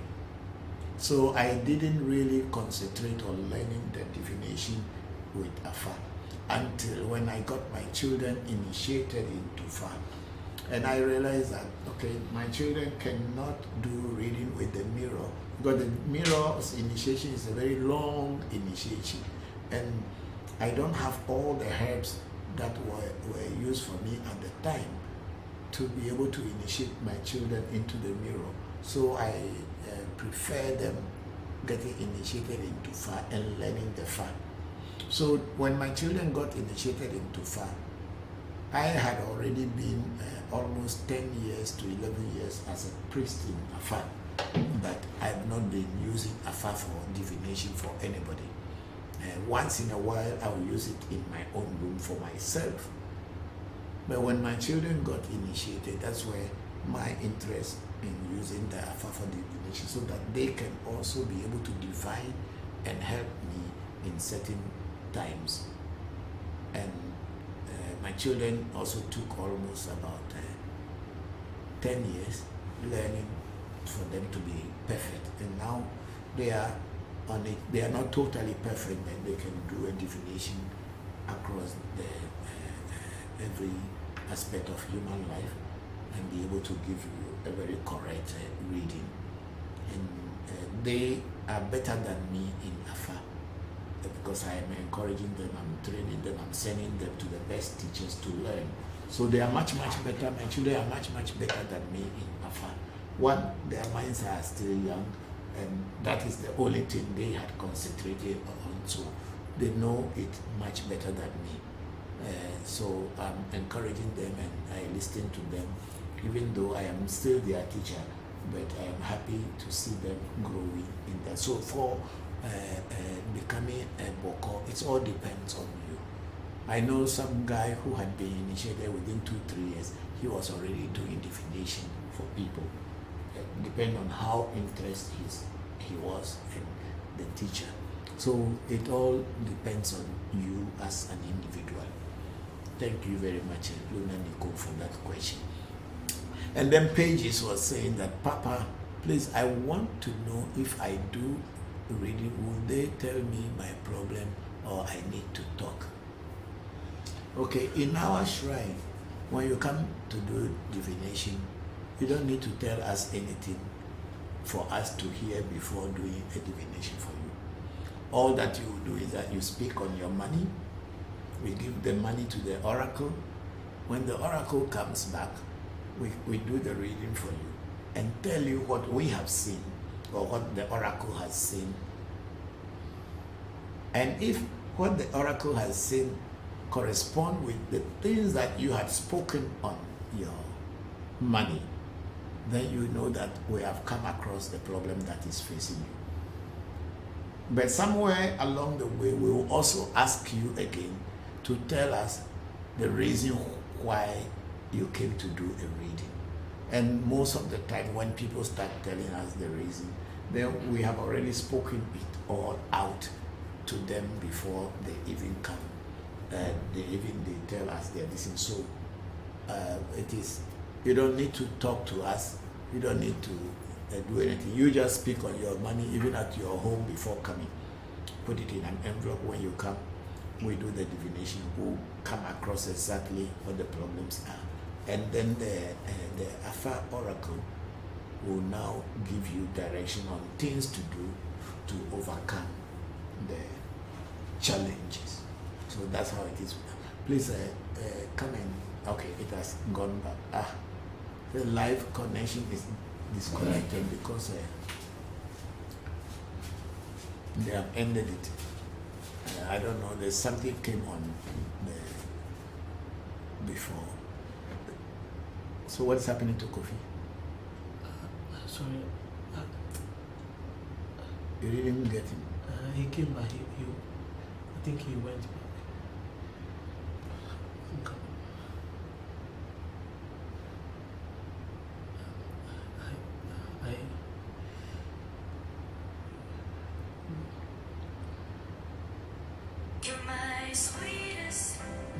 So we have a TikTok cut off, so please.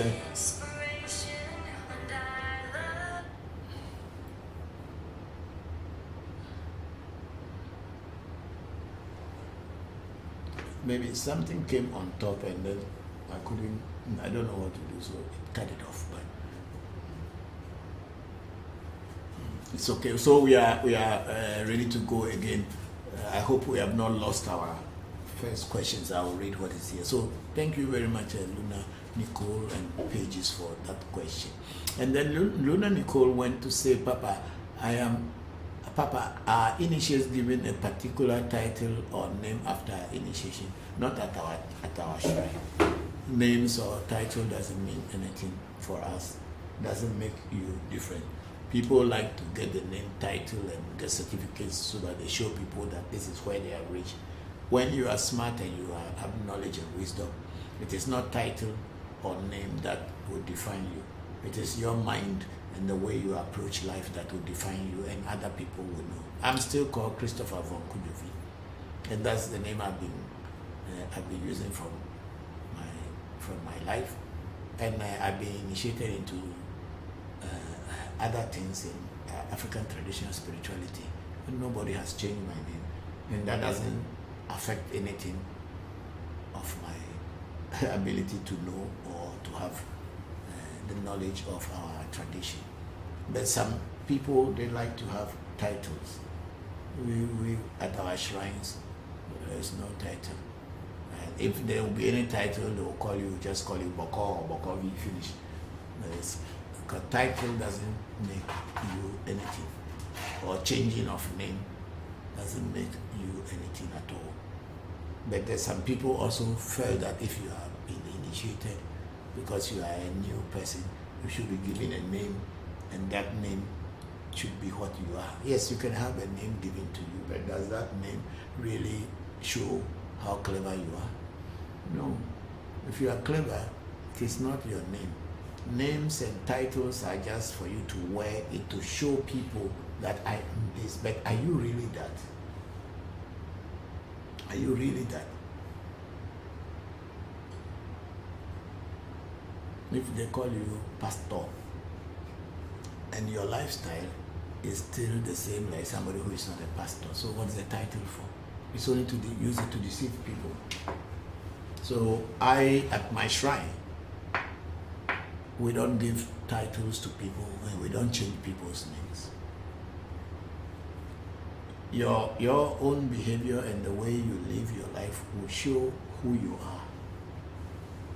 Thank you, Luna Nicole, for that question. And then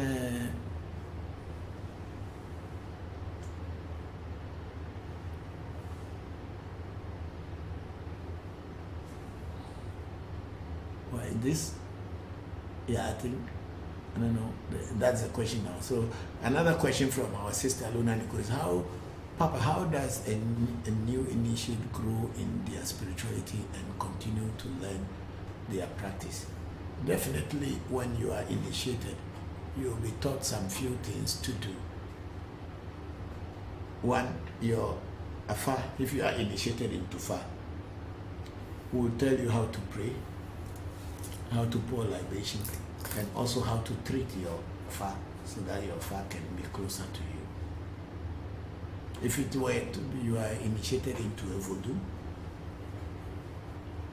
we will tell you what to do every day or from time to time in order to connect yourself to the Vodu. For instance, if you are initiated into Tobe Jokpata with the seed and you have swallowed the seed, you should know that the name is Jokpata, things of sudden happenings. And if you are pouring libation, you mention his name, Tobe Jokpata, I'm giving you drink. Please protect me, defend me, and make sure no harm comes near me and my children, me and my family, me and my loved ones. And you continue praying that. And when things happen, you will realize that the Spirit had listened to you. It's not like you have to wear something on your head and people will see that you are a powerful person. No. Those are just showing you off. The real spiritualists who are really perfect and good in spirituality, they look very simple. they don't overdo things. They don't overdress. Because sometimes appearances deceive. And a lot of our people are using that kind of appearance to deceive people and making people to put their trust in them. We at our shrine, we try to remove drama from our spiritual practices. Our people who are initiated at our shrine work in government offices and they dress like normal people going to office.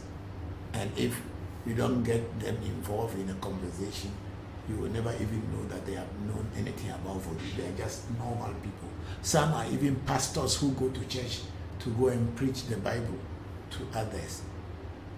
But if they didn't tell you, some are even Catholic priests who go to do mass and all this thing.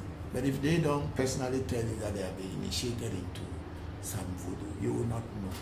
They are just like normal. They don't overdo things and they don't use their appearance to deceive people. So at my shrine, African Magic Temple, we don't give titles to people. And we don't change people's name. If your name is Kwesi, if you are initiated, your name remains Kwesi. The only thing we may add to it is Bokor Kwesi, Bokor this, Bokor that. That's what we do at our shrine. Thank you very much, Luna Nicole, for that question. And then again, our sister Luna Nicole has another question. Say, yes, Papa, YouTube can be tricky. Thank you for thank you for explaining about the YouTube situation, Papa. Thank you very much. Yeah, we are also watching them the way they are dealing with us, so we are also finding a way so that they cannot get us wrong, even though we had never been wrong. We don't want anybody to point fingers to us and accuse us. Yeah. So those of you who are listening to us on TikTok, is this the noise that was here last week? Is it still here? Because we are using a different phone today, which we did a cutting of the background noise. We don't know. I don't know whether it is still noisy or it is not noisy. You need to tell me, and then I will work on it. If it is still noisy like last week, please let us know. Thank you.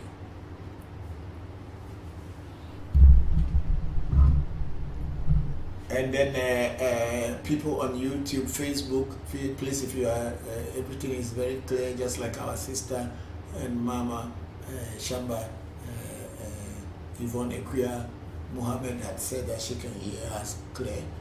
Please, if you too, you are hearing us very clearly, let us know. Thank you, everybody.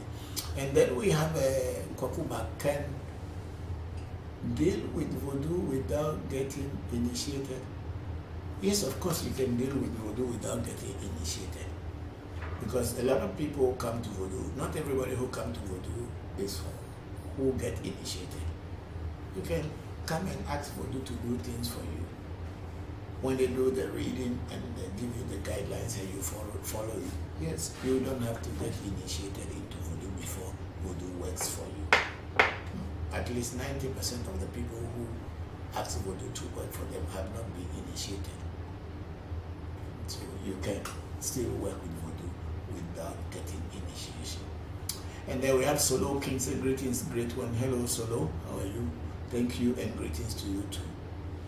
And then our sister Luna Nicole said, Papa, how would you know what Voodoo to be initiated into? Does a reading help decide? Yes, a reading will help you decide what to be initiated into.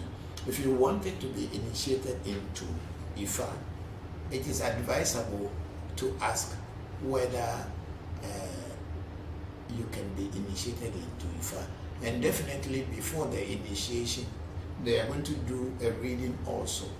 And if the reading doesn't favor you, that you should not, if the reading doesn't favor you, that you should be initiated, then a very wise priest will tell you that you cannot be initiated because your reading says you shouldn't be initiated at this time.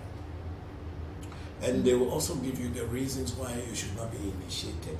Because there are certain body or Afa Odu that falls for people. It is a very negative one whereby the initiate will destroy the teacher at the end. And if an Afa priest who understood this, and you come to him to get initiation, and that oracle falls for you, then he will not initiate you, and he will tell you that he is not the one to initiate you, or it is not the time for you to be initiated by him. So this are there. So by doing a reading, you can know whether you should be initiated and what you should be initiated into. And also same goes with Vodu. They have to ask the Vodu if it wants to work with you, and then if it wants to work with you, or the Vodu itself has said that they should initiate you, then of course automatically the priest who is in charge of that Vodu must follow the direction of the Vodu that he or she is working with in order to do according to what the Vodu, because the Vodus are spirits. They are more than human beings. They can see more than us. They can see into the future. They can see into our past and even our present. So they know the reason why they tell the person in charge of them that, okay, do this thing for that person. Do this for that person. You cannot stand up. The person may wish to do something, but if the Vodu does not agree, at the end of the day, it is the Vodu who is going to work with the person. And if the Vodu does not agree to work with the person, even if you initiate the person, the Vodu will not work with the person.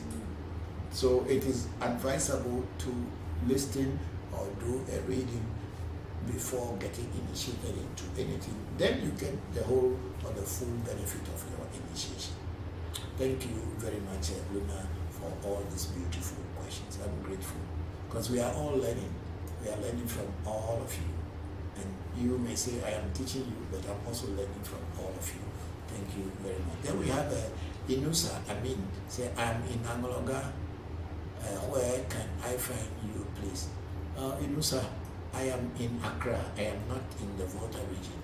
I live in Accra on the Sprinters Road. But if you want to look for us, we have our phone number in our profile. And when you pick that phone number, you can call and we'll give you direction where we are and also give you how you can come to see us. Thank you very much. Okay, let's move up. Is it finished?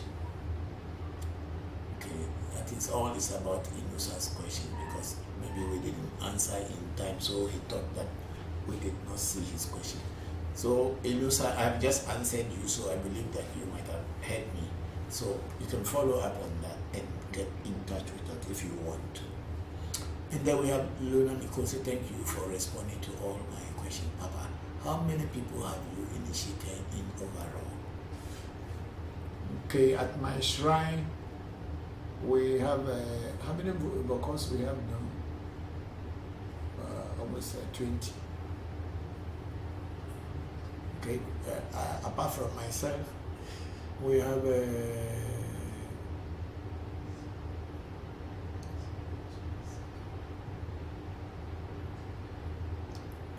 okay, we are checking. 16. We have with these new people. Yes. Okay, so far we have got about 16 people initiated in now. Sorry, 16. Circle 17. Couple to 2. 18, 19. So we were talking about 20 Bokors earlier. Now we have got another 4. So roughly we should be having about 24 people being initiated into FA.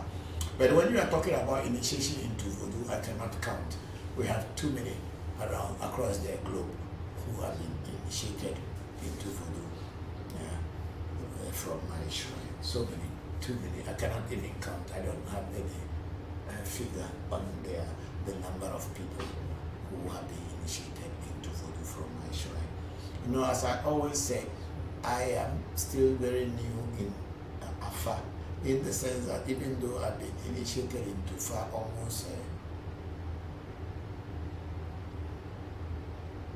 20 plus years ago, I still consider myself as a new person in Fa because I don't know everything about it yet. So I cannot boast and say that, oh, I know all, because I still listen to teachers who know much better than me. And when I need help, they come and assist me in doing some Afa initiations. There's something that I am supposed to get so that I can do the Afa initiation directly myself. But as at the moment, I am not willing to get that thing. I have my reasons, and my children are all aware about it. That's why I am always calling people who I know are good to come and assist and help me. Because what you don't know, don't try to pretend to know it just because you want to show your ego. You should be humble. When you don't know, let people teach you. Thank you. And then Luna Nicole said, is there a difference between a Bokor and a priest, Papa? Yes, there are differences between a Bokor and a Huno. You see, the word priest is a general word in English that we use for anybody who is working with spirit. But in our language, we have the differences in the names, and people who speak our language, moment they hear that name, they know what kind of priest the person is. So the English word for it is just priest and priestess. But in our language, we have a Vodusi, we have Huno, we have a Adeshi, and we have Mamisi, we have Bokor, and a Tronwa, and all kind of names for each kind of thing. But the only English word we can use to describe these people is priest and priestesses.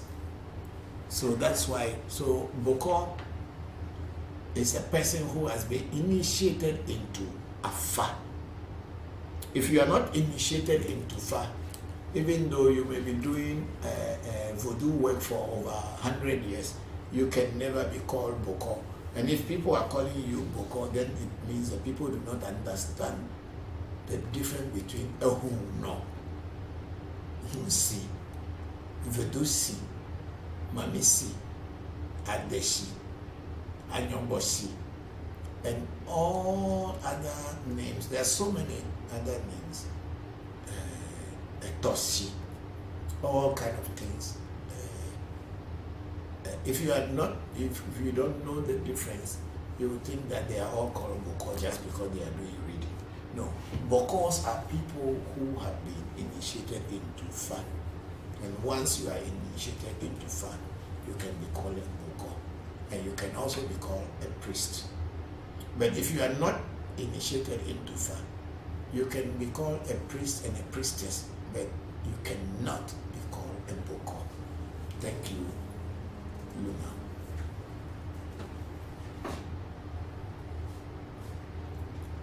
And then we have Luna Nicole again with another question. Is there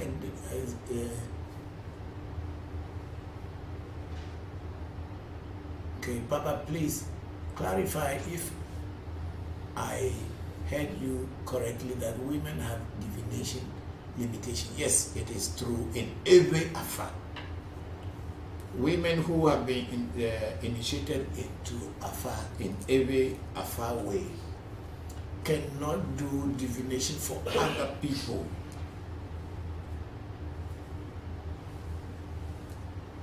Until they reach their menopause.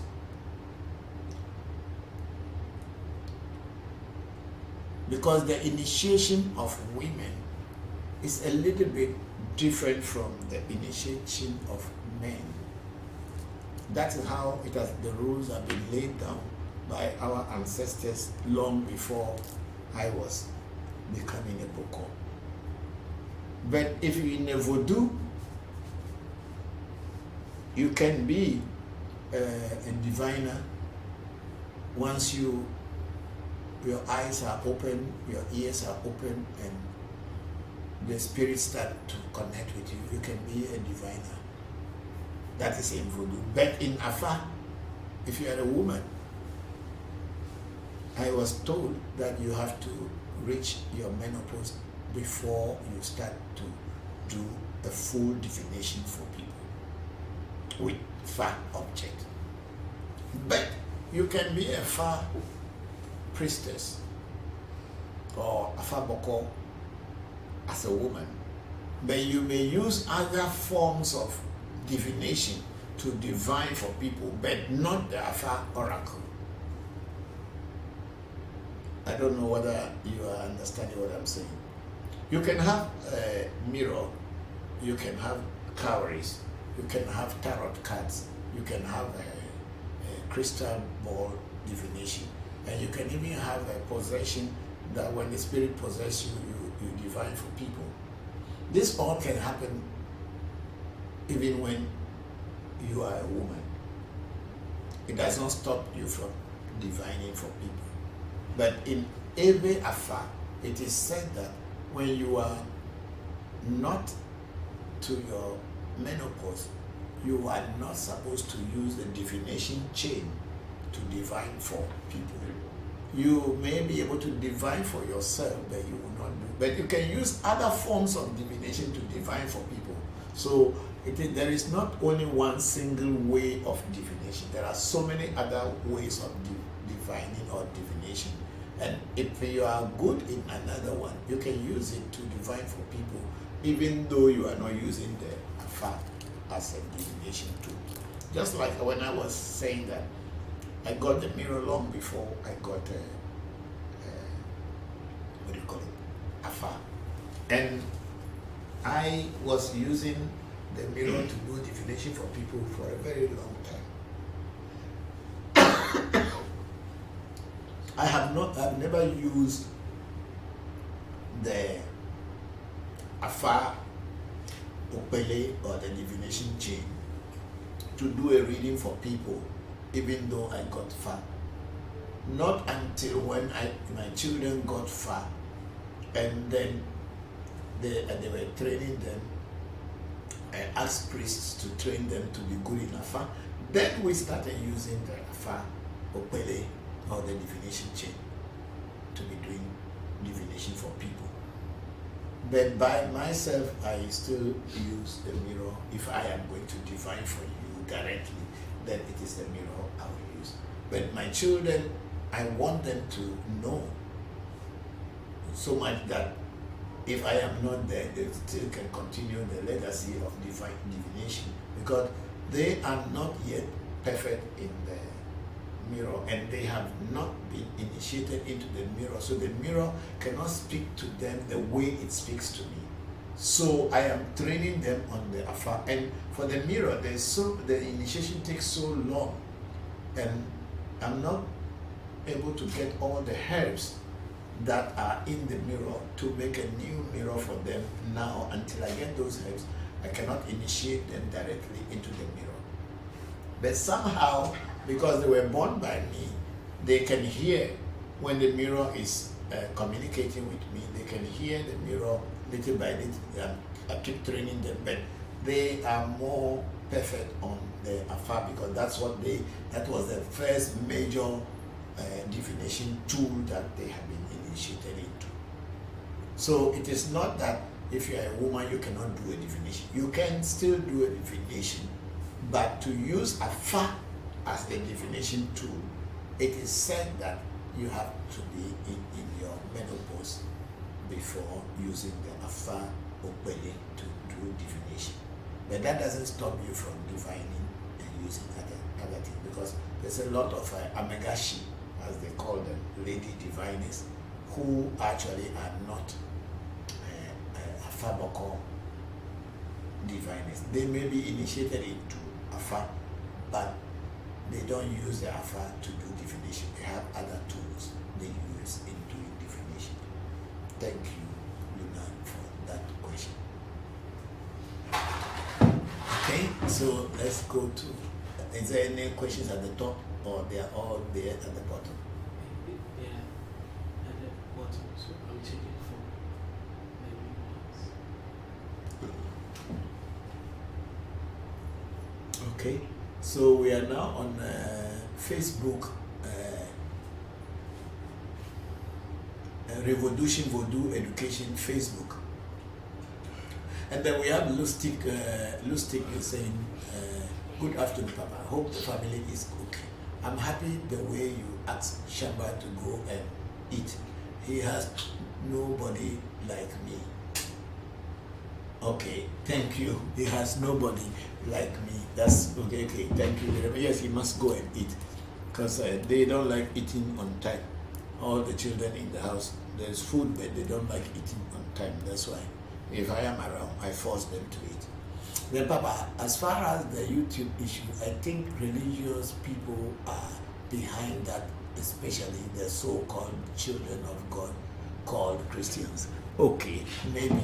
I don't know, because I know that my Facebook page, my own Facebook page, African Magic Temple, for the past 4 years, what do you call it? Facebook has never allowed me to even go onto my own page. I cannot log in, and no one can invite me into my own page, even though I am the owner of the page. They don't allow me. Even my children will try to, who are also administrators, I have made them administrators, they cannot even invite me to come to what do you call it, my page. And we have written to Facebook for so long, and they have refused to honor our request that they let me go into my Facebook. So I won't be surprised that maybe someone who has other religious beliefs thought that what I am doing or I'm teaching is evil, just like how the white people had always made us to believe that everything black is evil. And our own people have picked up on that. It could be that they didn't want me to teach about our culture, so that we can always have this slave and colonial mentality and look at the white man as a superior being. And everything that our fathers and our great-grandfathers did was evil. So I'm fine with everything. I'm just one single human being here. When my time comes, I will also pass on and leave the world behind. But what I can do today, I will do it, and do it with my whole heart and at my best. Thank you very much, Lustig, for that message. And then we have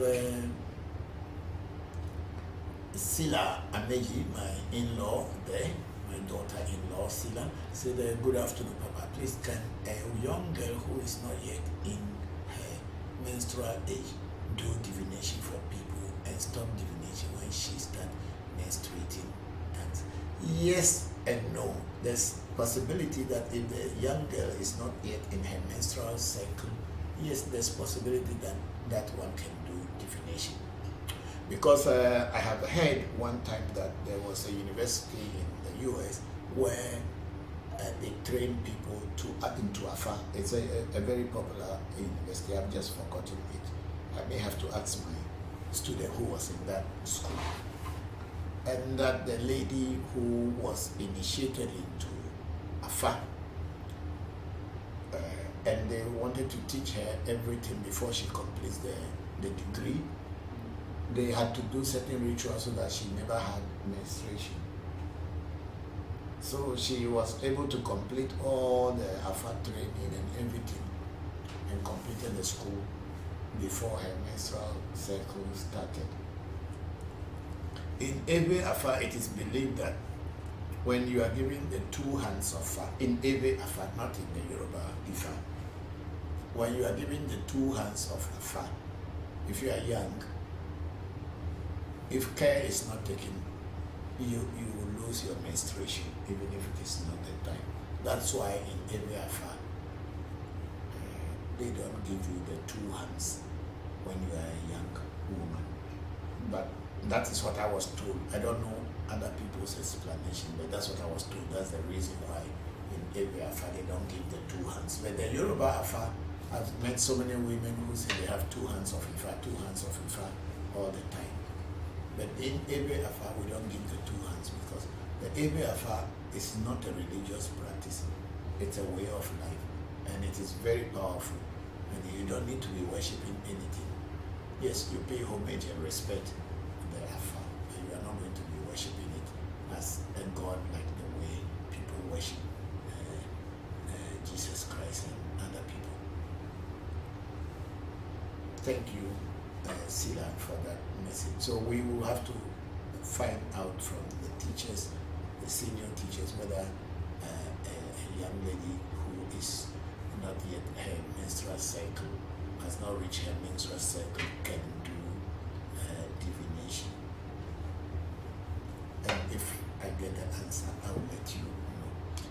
Then we have a Lustig again. Papa, and to the people who used to come here and say a lot of gibberish, I think Akai and Alaji have dealt with them silently because we enjoy a lot of peace during the live session these days. The gods are wise. Okay. Thank you. Thank you. Yes, those people are no more coming here and making any noise. But you never know, somebody may come. But it's fine, we can handle them. Thank you, Lustig. We are very careful. We are very grateful. And then Sila Ameji with Papa, please, how long does one has to be prepared before initiated? And how prepared must you be? Any advice? Okay, Sila, I think to get initiated into Fa, the only preparation is to prepare in your mind that you are ready to do it. That's what I would say. And of course, Afa initiation costs money because there's a lot of items that are needed in to get Fa, and also to pay the priests who come to assist me. We look for the best of the best in our shrine, so we always will get in touch with the best teachers to come and teach. Since we are still young in Afa, we've asked for the best to come and help us to do.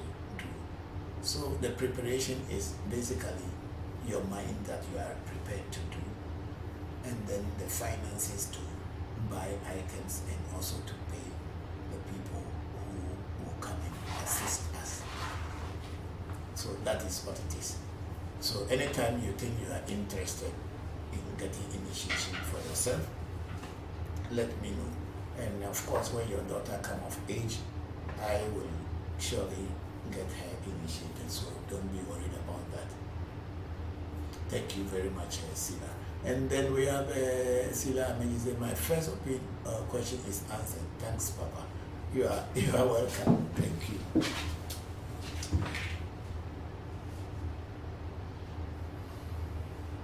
My question is answered, please. Okay. Thank you. Thank you.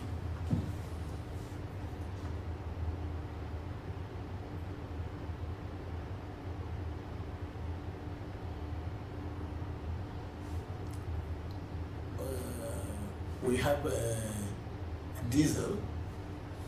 Said hi everybody. Hello, Diesel. How are you? Is it Diesel or Delize? Delize. Okay, you have eyeglasses there. You can see better. D-I-I-E-Z-L. Diesel. Okay, so we will call it Diesel. Okay, thank you. So hi everybody. That's what Diesel is saying. And how are you, Diesel? Thank you very much for joining the live streaming. And then we have Pages. Say, Father, please, are you the one doing the reading or your children? Okay, this is a very good question.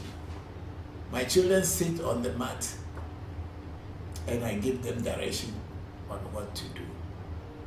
And I also ask the questions that they have to ask Afa. So it is my children who sit on the mat and do the reading, but I'm the one directing them what to do.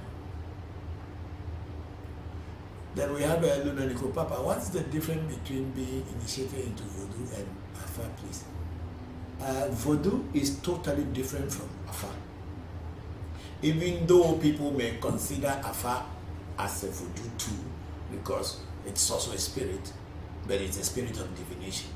Afa is totally different from voodoo, and the initiation of Afa, or initiation into Afa, is also totally different from voodoo initiation. Voodoo initiations are different depending on each voodoo. And also Afa initiations are also different depending on which kind of Afa is being given to you. Because even in Afa, just like in other spiritual disciplines, there are different branches. There is one we call Anagofa, which is believed to be directly the way the Yoruba people who give Afa or Ifa to our people were doing it. That's why in the Anagofa, a lot of Yoruba songs and words are used, even though they are a little bit adulterated, because we don't know how many years ago, maybe over thousands of years ago, our ancestors might have learned this. And as time went by, people have lost their real pronunciation of the words. But if you are a person who have some understanding of Yoruba, you would know what they are trying to say, even though those people who are singing the song and calling the names, they themselves, they don't know exactly what they are saying. But you who has some idea about the Yoruba language, you may Let me get you. and get some water from the top and put here. So the people who taught our ancestors were teaching them the Yoruba songs and the Yoruba language, and those our forefathers knew how to pronounce them. But as with time, or when time has gone by, the words have been adulterated. But then in Anagofa, they still use the Yoruba words, even though they have been adulterated. But that is why it is called Anago, because the word Anago in Ewe means Yoruba. So the Yoruba people taught us people, so they call it Anago Fa. And then there is the Jisa Fa, which is also Afa, the Ewe's practice. But the way the Jisa Fa, they throw the Gumaga towards them, whereas in Anago, the Gumaga is thrown outside. These are the differences. So their initiations are also different, but it is all Afa, because there is a saying in Afa that the oracle that has fallen, that's what you talk about, whether you throw it this way or you throw it this way, what has fallen, that's what you talk about. And then they have one they call Amije Fa, which is like palm oil, red palm oil Afa. There's also another group there. And then we have one they call Gogo. And all these about 4 or 5 kinds of Afa. And each one has their initiation a little bit different from the other. And then like religious people, some who are practicing Jisa, who tell the Jisa followers that, oh, don't go towards Anago people because they are very dangerous people. Just like how the Christians will tell people, oh, Muslims are dangerous, or Muslims will say, oh, Christians are dirty, they don't go to heaven. It's all religious kind of things. People are just people. They will bring the water. People are just people, but people try to control and keep people. I personally, I was initiated into Jisa first. And in Jisa, we use palm oil also to do a lot of things. We even could eat palm oil. Then later, when I met another teacher that I saw that was a very good teacher, I changed my Afa into Anago. But I made all my children, my first batch of Afa initiates who were my children, they were all initiated into Anago, because the priest that initiated them into Fa was an Anago Fa priest or Bokor. My top Bokor, or the person who initiated me into Afa, was Jisa Bokor. So I got Jisa, then later I got Nago. And then my children all got Nago. Then when we did another initiation in our shrine, we made them all get Jisa again. And then we did another initiation, we made everybody got a Nago. So at my shrine, we have both Jisa and Anago Fa. These are the two common and the most common Afa in Ewe land. And we do both at our shrine. So the difference between Vodu and Afa, that is it. But Vodu also, each Vodu, like take for example Vodu Da, or the serpent, the divine serpent spirit called Vodu Da. The initiation is different. And then at the Vodu, which is the hunter spirit, the initiation is totally different. And then to be initiated into Mamiwata, which is also a Vodu affiliate, is totally a different kind of initiation. And to be initiated into Abochi, or the magic mirror, or some people call it Kofi, or some people call it Kofi to Jabaku, or some people call it Kotokoli Donko, some people call it Kable. It depends on which area you get it from.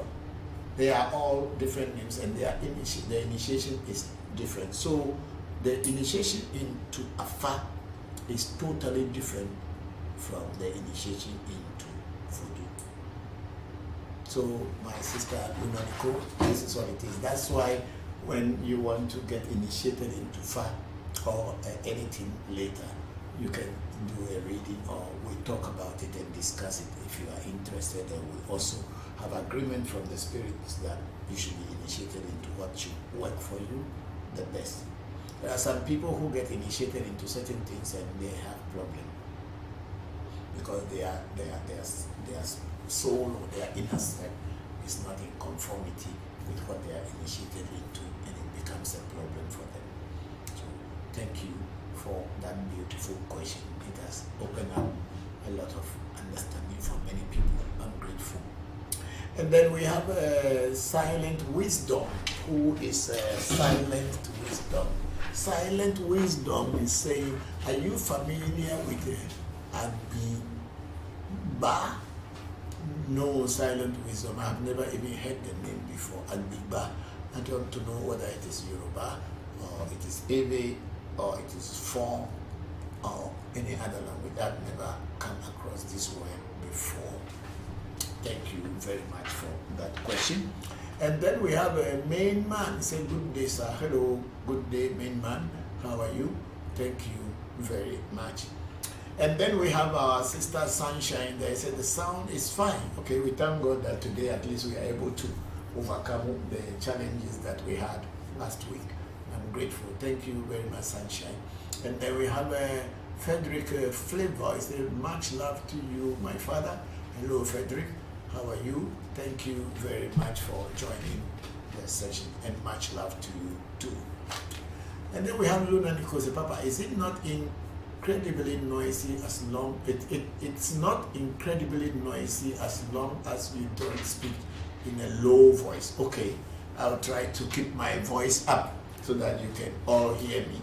Let me bring the microphone closer to my mouth so that it will make it will not be noisy. Thanks. I'm very grateful. Thank you very much. And then Pages is saying that, Papa, but please, out of Ghana, how can I talk on the money? Because I will be sending the money. Yes, Pages, when you send the money to me, we will know how we will get you to talk onto the money. We have a way. So no problem at all about that. We have been doing readings for people for a long time from different parts of the world, and we get it all the time accurately. It may be one or two people who may come with some story because maybe they are expecting you to say something, because they are used to people who call themselves seers, who are on the street corners, or who call themselves witches, who are just using psychology and imagination to tell you stories and say that, oh, you're going to be rich next year, you're going to be this, like how the pastors are doing, that if you say amen, your bank account will be credited with some amount of money. We don't do those things here. Such kind of people are the only one who say, oh, the reading you did for us, me, I didn't understand anything. It is not correct. Why did you do a very short reading for me and you took this much money? Our readings are according to the oracle. What has fallen for you is what we will decode and tell you. There is nothing like it has to be very long before it's called a reading, or it has to be short before it's called a reading. Whatever has fallen down, then the code that has fallen down is what we will decode for you. So we are not the one going to make it long or going to make it short. It depends on what code has fallen for you in the afa that we will decode. So for that reason, people, one or two people may complain, but on average, we have made more people happier than made them sad. Thank you very much, Pages. And then, Luna Nichols, I missed the answer to one of my questions because the live shut off for a minute, Papa. Okay, please, which question was that so that I can know exactly where you can send that question back or just point it to us and we will go to it. I know you have asked a lot of questions here. I don't know which one wasn't answered because when the decision shut, I didn't know first. So please, my sister, send me the one. Okay, thank you. Then Sanchez, Papa, aside of the chain, what is the difference between Afa divination and other divinations? All other divinations use different tools, but Afa uses divination chain. When you are using the crystal ball, you must have a crystal ball in front of you. And then the process that you will go through before the crystal ball will be able to show you images or things that you're supposed to know. You cannot have the crystal ball and be using the divination chain. So that's one difference. And if you are going to use the mirror, it is the mirror that you look into. It is not a divination chain that you will be using. So the mirror, you have to look into the mirror after you pray to it and call the spirit that works with the mirror and with its incantation, and then ask the spirit to go to where the person wants to find information from. It's just like the internet. You go to Google and then you type the address into the Google, and then the information that is at that address will come to you. That's how the mirror works. So when people want to send the mirror, they don't even speak on their money. They just use the money, touch their head, touch their chest, touch their stomach, and then you drop it in the mirror, you close the mirror, and then you pray. And when after praying, before you pray, you will ask the mirror that this person is sending you to Kumasi in Nana Kwamena Ansar's house to go and get information. So you give the direction to the mirror. Then you pray and then you tell the mirror to go to Nana Kwamena Ansar's house or go to Atlanta and go to Georgia Assembly or whatever. Go or Georgia, the prison in Georgia to look for this person and get me information. Or go to this place. So in the way of the mirror, you have to give a specific address to the mirror to go to. And if you want to find about, your finances or somebody who has died maybe many years ago, but you still want to ask questions, we will ask you to tell us the cemetery where the person had been buried. So we are going to direct the mirror to that cemetery and give that person's name. And we will tell the mirror to go and call the person to come because this person who is still alive wants to talk to them.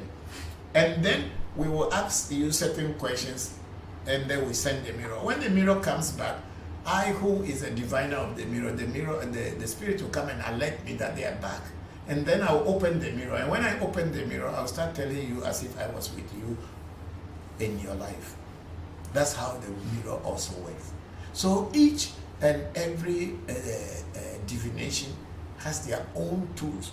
Supposing you are doing graphology, which is handwriting, doing how to read somebody's life out of their writing. You can just ask them to write something. When they write it, you do your necessary invocation, then you start looking at the writing, then you can tell the stories of the person, whatever is happening to the person in their handwriting. And if you are using palmistry, of course there are these major lines in the palm, the heart line, the lifeline, and the line of destiny in the palm. But then there are some other small lines that comes in the palm, and then the mountains of the palm, which we call the mount of this thing, they are all there. So when you are going to do palmistry, you let the person put their hands down or make an impression of their hand on a piece of paper. Then you see the life, you see the line, and then you can tell whether the person was a sick person when they were young, or whether they are going to get sick in their middle age, or they will get sick at their old age. You can see it in their lifeline. It will tell. But all this thing is something you have to study. You cannot just sit down and say and imagine and tell people that God has told you to tell people this. All these things you need to study it, and then when you continue studying this, your inner self will wake up and be able to tell you more than you study. That is all that this is. And those of people who understood astrology, then you have to know the time of birth of the person. You have to know what star was rising, or what star was going down, or if it is a moon, or Saturn, or Venus, ascendancy. And then you look at the ephemeris to see the exact hour and the time and the deity or the spirit that was ruling at that hour. You combine all this, then you write the person's astrological chart. But for me, as of now, because I have studied all this in little by little, somewhere along the way. But today, because voodoo is what belongs to my ancestors. Traditional spirituality is what belonged to my ancestors. So when I start practicing what belonged to my ancestors, it makes sense to me than to go and be thinking of which star came and which one was coming in the morning, whether Venus or Jupiter was in the east or was in the west before the person. No. I just go to my voodoo. I talk to voodoo, send it to go and bring me information. After all, what do we need? We need answers to our problem. And what we can get to solve our problem is what we need. It is not the beauty of how many stars that were rising up or were not rising, or whether your star was waning before this thing. We just go directly and say it as it is, that, oh, this is what is happening, this is what is happening. So the same way, if I invoke a dead person, the person is just going to tell me what is happening and what has caused their death and what people would do. Please change the camera. What people should do to overcome the challenges that they are having. Is it okay? Yes, please. Okay. So those are the things. So each and every spiritual divination or discipline has its own ways. Afa is totally different, and Afa can only be used either with the Afa Hunku or the Ikins or the kernels that people call the kernels, or the divination chain. And that also has its story why Afa uses divination chain and sometimes it uses the kernel. So it has its own story too when you are initiated, or maybe when you are doing a reading and it comes in your listen, the teacher must be able to explain to you and tell you why certain things are by using stories from the Afa reading. So Sunshine, that's how Afa divination is totally different from other forms of divination. Thank you. Then let's move up. Then we have pages. Say, Papa, please, your background has noise. Thanks. Okay. You see there's still background noise? But I think it's manageable because it is our air conditioner who is making the noise. But if we put the air conditioner off, the room will be hot. and we are underground, and it is not going to be easy. We tried it the other day. Okay, put it off for a while. Let's see. And if we are hot, we'll put it on again. Yeah, thank you. So I think now pages you may it will sound more clearer to you, and when we get in heat, we'll put it on again, and it will disturb you a little bit. But the best is to get the information that we are sharing here for your benefit. Then Luna Nikosi Papa, TikTok ended the live and it just came back. Yes, there was something on my phone, I didn't know what to do, and the technical team wasn't here, so it ended, and then we put it back. So your question that I didn't answer, if you can post it back to me, I will gladly answer them for you. Then Luna Nicole is saying at Diesel, clapping, is it clapping? Yes, please. Okay. Okay. Then Luna Nicole, when you say Papa, please, is initiation different for those who have reached menopause? Yes, I think so. I think those people who are women who have reached their menopause, they may be taking the male initiation. Of course, there are women, but in our tradition, if you are no more, in our spiritual tradition, if you are no more menstruating, you are now regarded as a man, and a lot of spiritual things can be given to you to take care of. Yeah. I don't know why, but that's what it is. No, we here in Africa, we are not fighting gender equality. We are fighting the truth.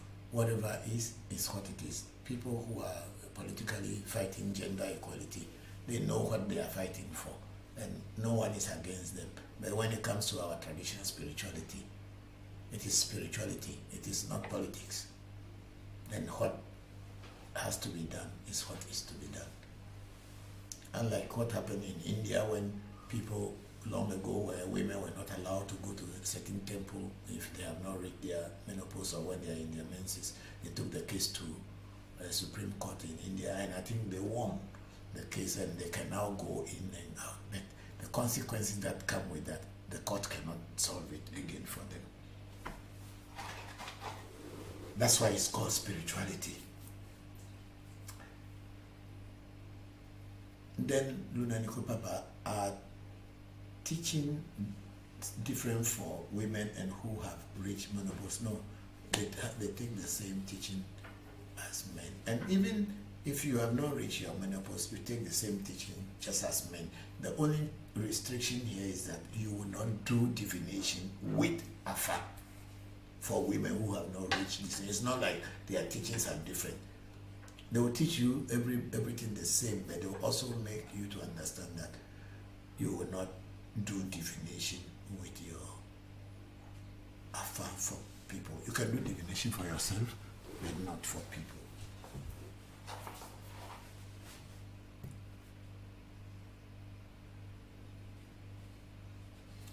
Yes, Luna Nicole said, Papa, do you teach your initiates how to divine? Yes, of course I teach my initiates how to divine. But learning divination is not a one-day job. You need to continue listening to your teacher and asking questions. And then the tool for divination has to be made for you. And then you will be using that to practice. And then, of course, all my students, they have gotten their cowries that they use to do their own divination. Simply divination of yes and no answers they are doing. Yeah. Then we have I have a lot of questions. No problem. That's why I'm here. I'm here to answer your questions, because if you don't answer questions, if you don't ask the questions, the confusion and the misunderstanding remains, and it is what has killed African traditional spirituality, or nearly killed African traditional spirituality, because people were not made to ask questions. Fear was always put into people. If you want to ask too many questions, maybe because your teacher couldn't answer you, they say, hey, this, if you don't take time, you die. All kind of things. That has brought a lot of people to run away from our tradition. And the same thing in Christianity, you can ask questions, but there are certain questions when you ask, they'll say God will get angry with you if you are not careful.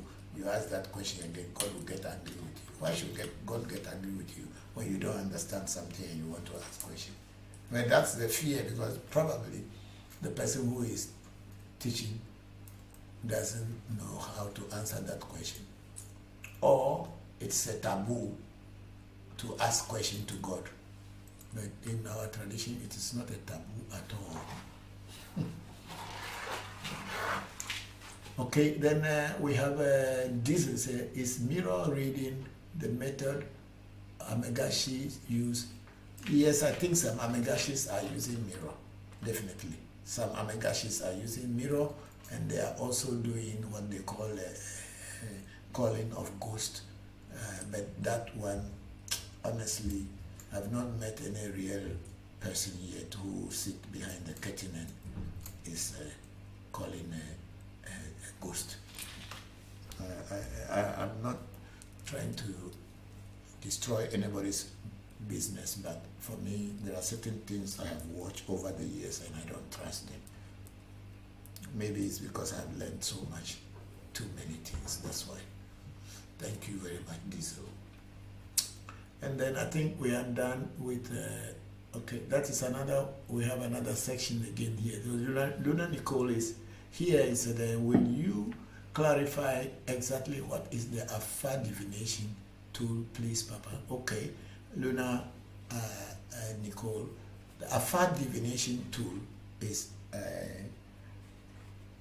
there's a chain, people call it a divination chain in the West. The Yoruba people call it Okpele. The Ewes call it Bele or Gumaga. And there are 4 of the venue or the seeds that I use in creating that the divination chain. There are 4 on one line and there are also another 4 on another line. Altogether, there are 8 on one chain. They have face and back. Just as according to the Afa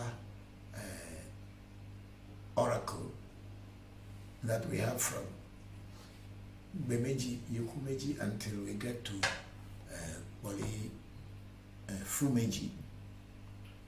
When you throw the chain, the way it falls or it fell is what is going to tell you what the oracle was saying. It is based on a binary system. 1 2 1 2 1 2 1 2 or 0 1 0 1 0 1. That's what it's based on. And that is what we call the divination chain. And that's what is used in Afa. And more than that, the Afa seeds on the kernels that will be given to you as Afa Bokor when you are initiated, those seeds also are used as a divination tool. So when you get initiated, you will be given that. You will not be given the chain immediately, but if you want, they will give you the chain. But your teacher may prefer you knowing the seed, how to divine with the seed, that when you are even alone by yourself, you can divine it easily. Because when you beat it, it depends on how it falls in your palm. That is when you know what code the oracle is talking about. And then you mark it down. And when you mark it down until a certain time, and then you combine it all, you see a whole story that the oracle has told you. And that story will correspond with your problem.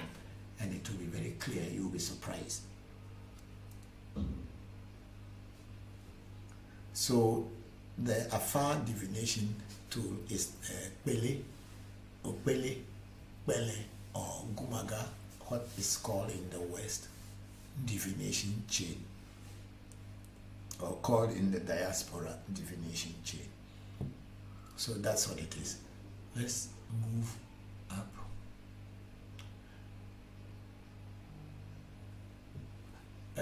We have somebody say moon. Say, please, can the gods help you win a lawsuit? Yes, of course. If you do a reading, and the oracle that falls and tells you that yes, they can help you if you follow certain rules and direction. But if the oracle says that you cannot be helped, the oracle will tell you that no, maybe you are the one who is wrong, and the oracle sees that okay, you can be helped. But then sometimes if you cannot be helped, the oracle will tell you. That's why the reading is important, because it is only in the reading that you can know what to do. So we have done a lot of court cases and lawsuits and all these things. So Shamba, let me worry you again. Get me some water from. Okay. My cup is in my paper bag, the red one, that is the red Chinese one. There's my cup that has a cover. Okay. It's a brownish cup. Okay. The sugar. Yeah. Pour the water into that for me, thank you. And then, okay, it has come again. Otherwise, it will go off again. The tip-top, the thing has come on top of it again. If you don't do it quickly, they will cut it off. Then we have to start over again.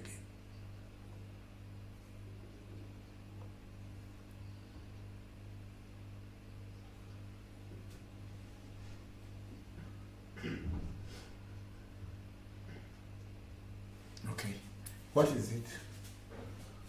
I think they are verifying to see if you are still on. But they can see that I'm talking. Anyway. Okay, no problem.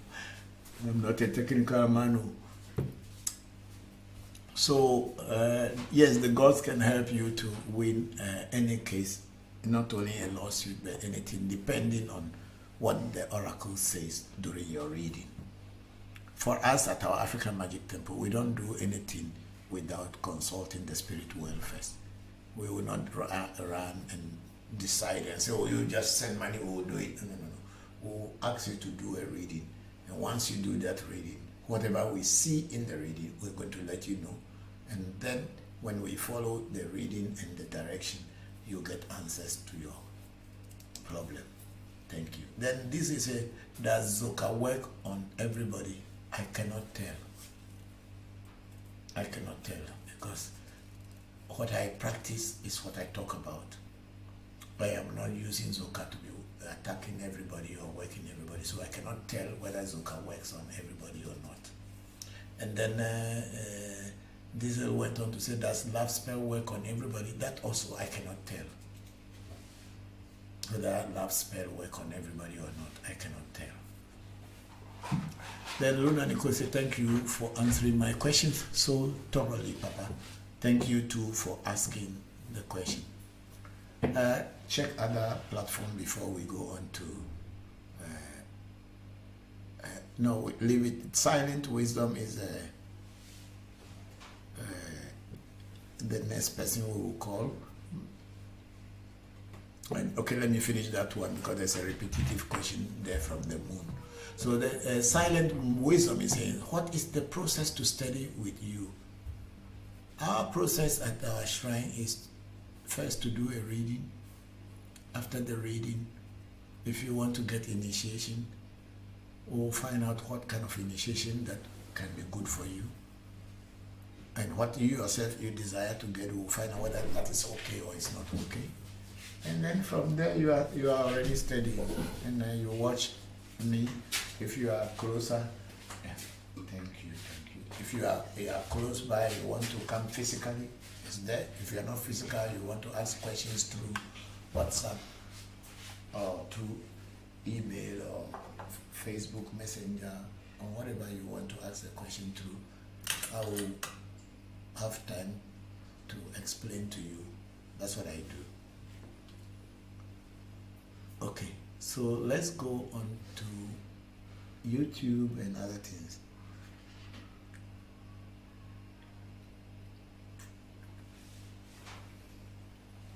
Okay, on YouTube, that is the Africa Magic Temple. So it's a holistica.org. Say hello, Papa. Greetings to you and the entire AMT family. Thank you very much, Efia. How are you? It's been a long time. God bless you. we are all fine. I hope you and your family are fine too. Thank you.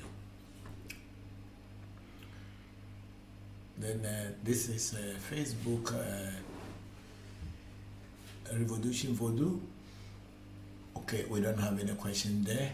The African Magic Temple Facebook also, we don't have any question there. So let's continue with TikTok. Okay, Mr. Moon is still asking that question. He said, please, can the gods help you win a lawsuit? I said yes, they can help you win a lawsuit. But before you will know whether you will win or you will not win, then you must do a reading. Then we have Cane Sugar. Say, hi sir, how are you? I am good, and how are you too, Cane Sugar? Thank you for coming on the section. Move it up. Yeah, pages is as in, please, if someone have been at hospital for a long without seeing the sickness, can I do a reading? That's exactly what you do. If you are trying to find an answer and you cannot find the answer, you don't know what is going on, the best option for you is to do a reading to find out what is happening. And what does a reading do?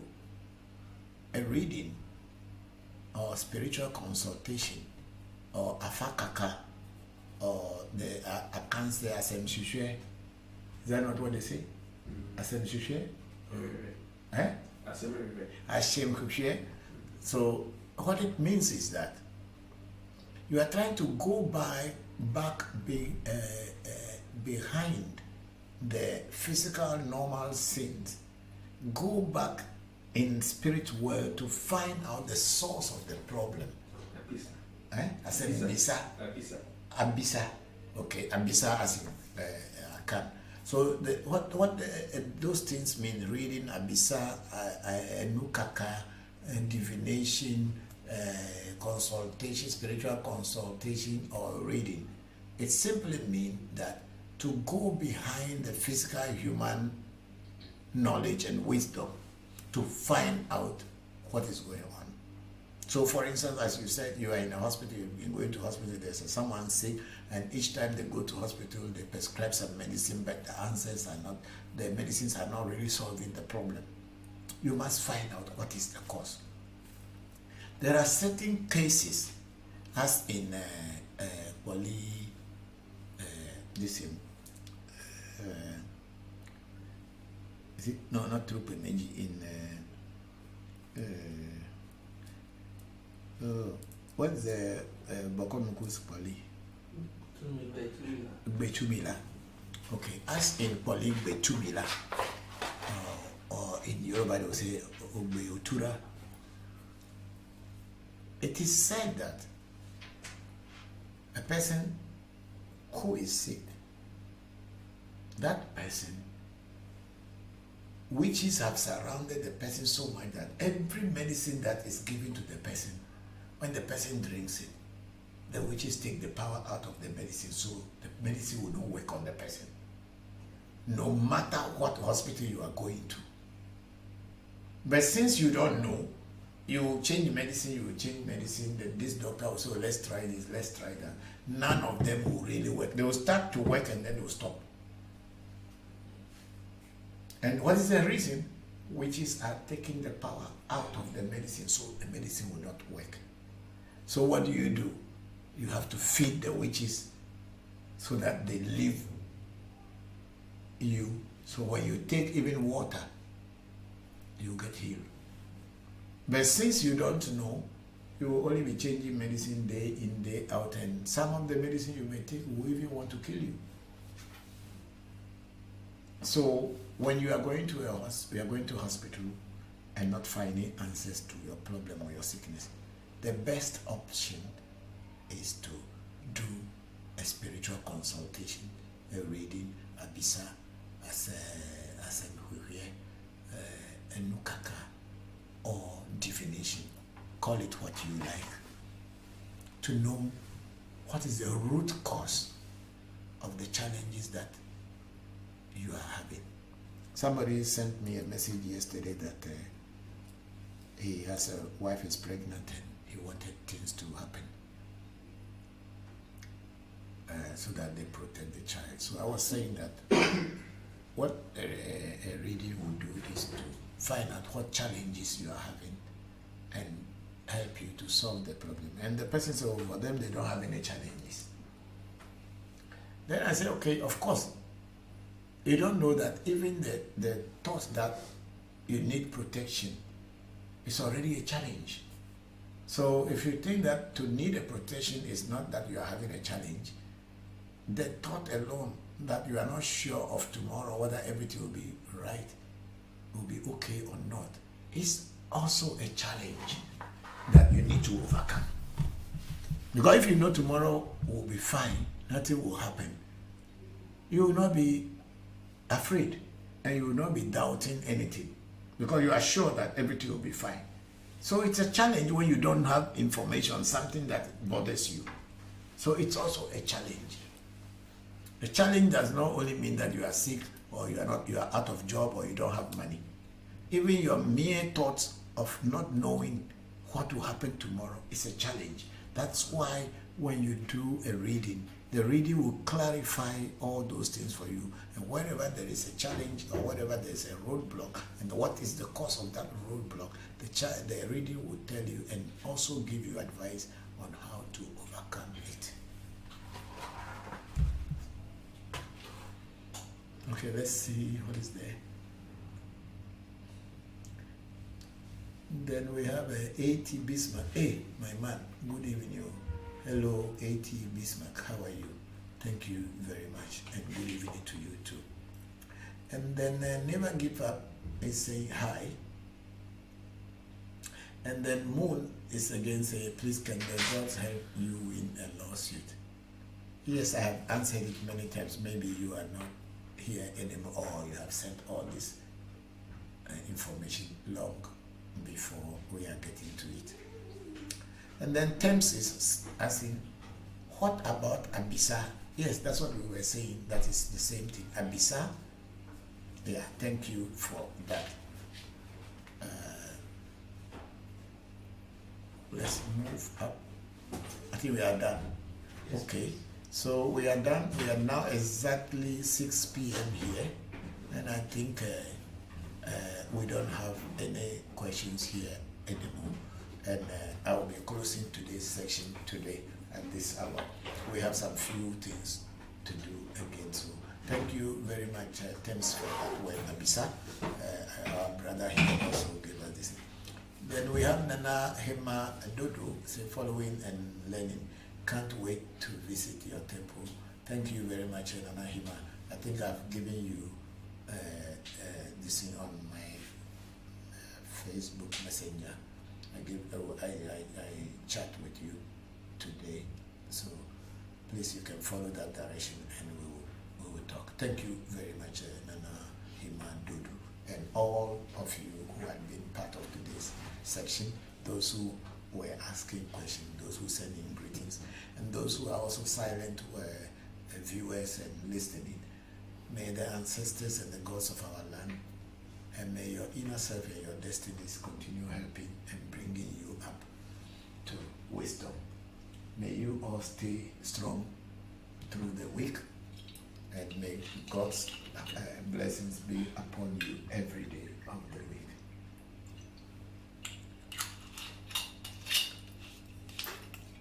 Okay, and then Thames is saying, please, where are you located? I am located in Accra, precisely on the Spinters Road. Then our sister Luna Nichols, thank you for your time and teachings, Papa. Have a blessed week, everyone. Thank you, thank you, thank you. Thank you for everybody. Then we have Akure Raman, it says Sela, thank you.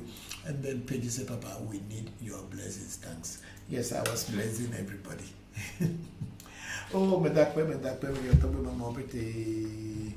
Il dépend pas tant que le menu pas tant effectivement pas tant à vous dire d'abord tiens à pas que le peut faire jagan pas bodo fi me quoi tiens bodo was ma bodo was ma bodo me yo bi da que me yo fa na bodo me yo fa bo ma jesu o ko ko so pe to so le me da pa bi me yo ko le meji ku meji wo le meji di meji sameji kameji trupameji tulameji letemeji chemeji fumeji polichi tulameyo kleba vile kama kwa tawada ubolo amatawada nyande kleba vime nyoro ma kuida dilo na masese kwa bilidi long life and happiness, good health. I ask and wish for all of you. May the gods continue blessing you all through the week and keep you safe and alive. Thank you. Akpe, kaka. Dan Chris Kiddy say, how does family deity work in relation to one's spirituality? Okay, if a family deity that is there, and you are born in that family, you should understand that the deity had been there and had taken care of your ancestors, your fathers, your mothers before you were born. So that you are actually part of the children of that deity. So that deity can either work with you directly and choose you to represent him or her, or be supporting you in every effort you are doing to progress. And that very deity, if it wants you to have some spiritual awareness, is going to guide you through so many things and get you to the right place where you will get information, knowledge, and wisdom. And that will add up to whatever you have already from birth, and also give you the confidence that you are not alone. Thank you, everybody. And I'm getting up now.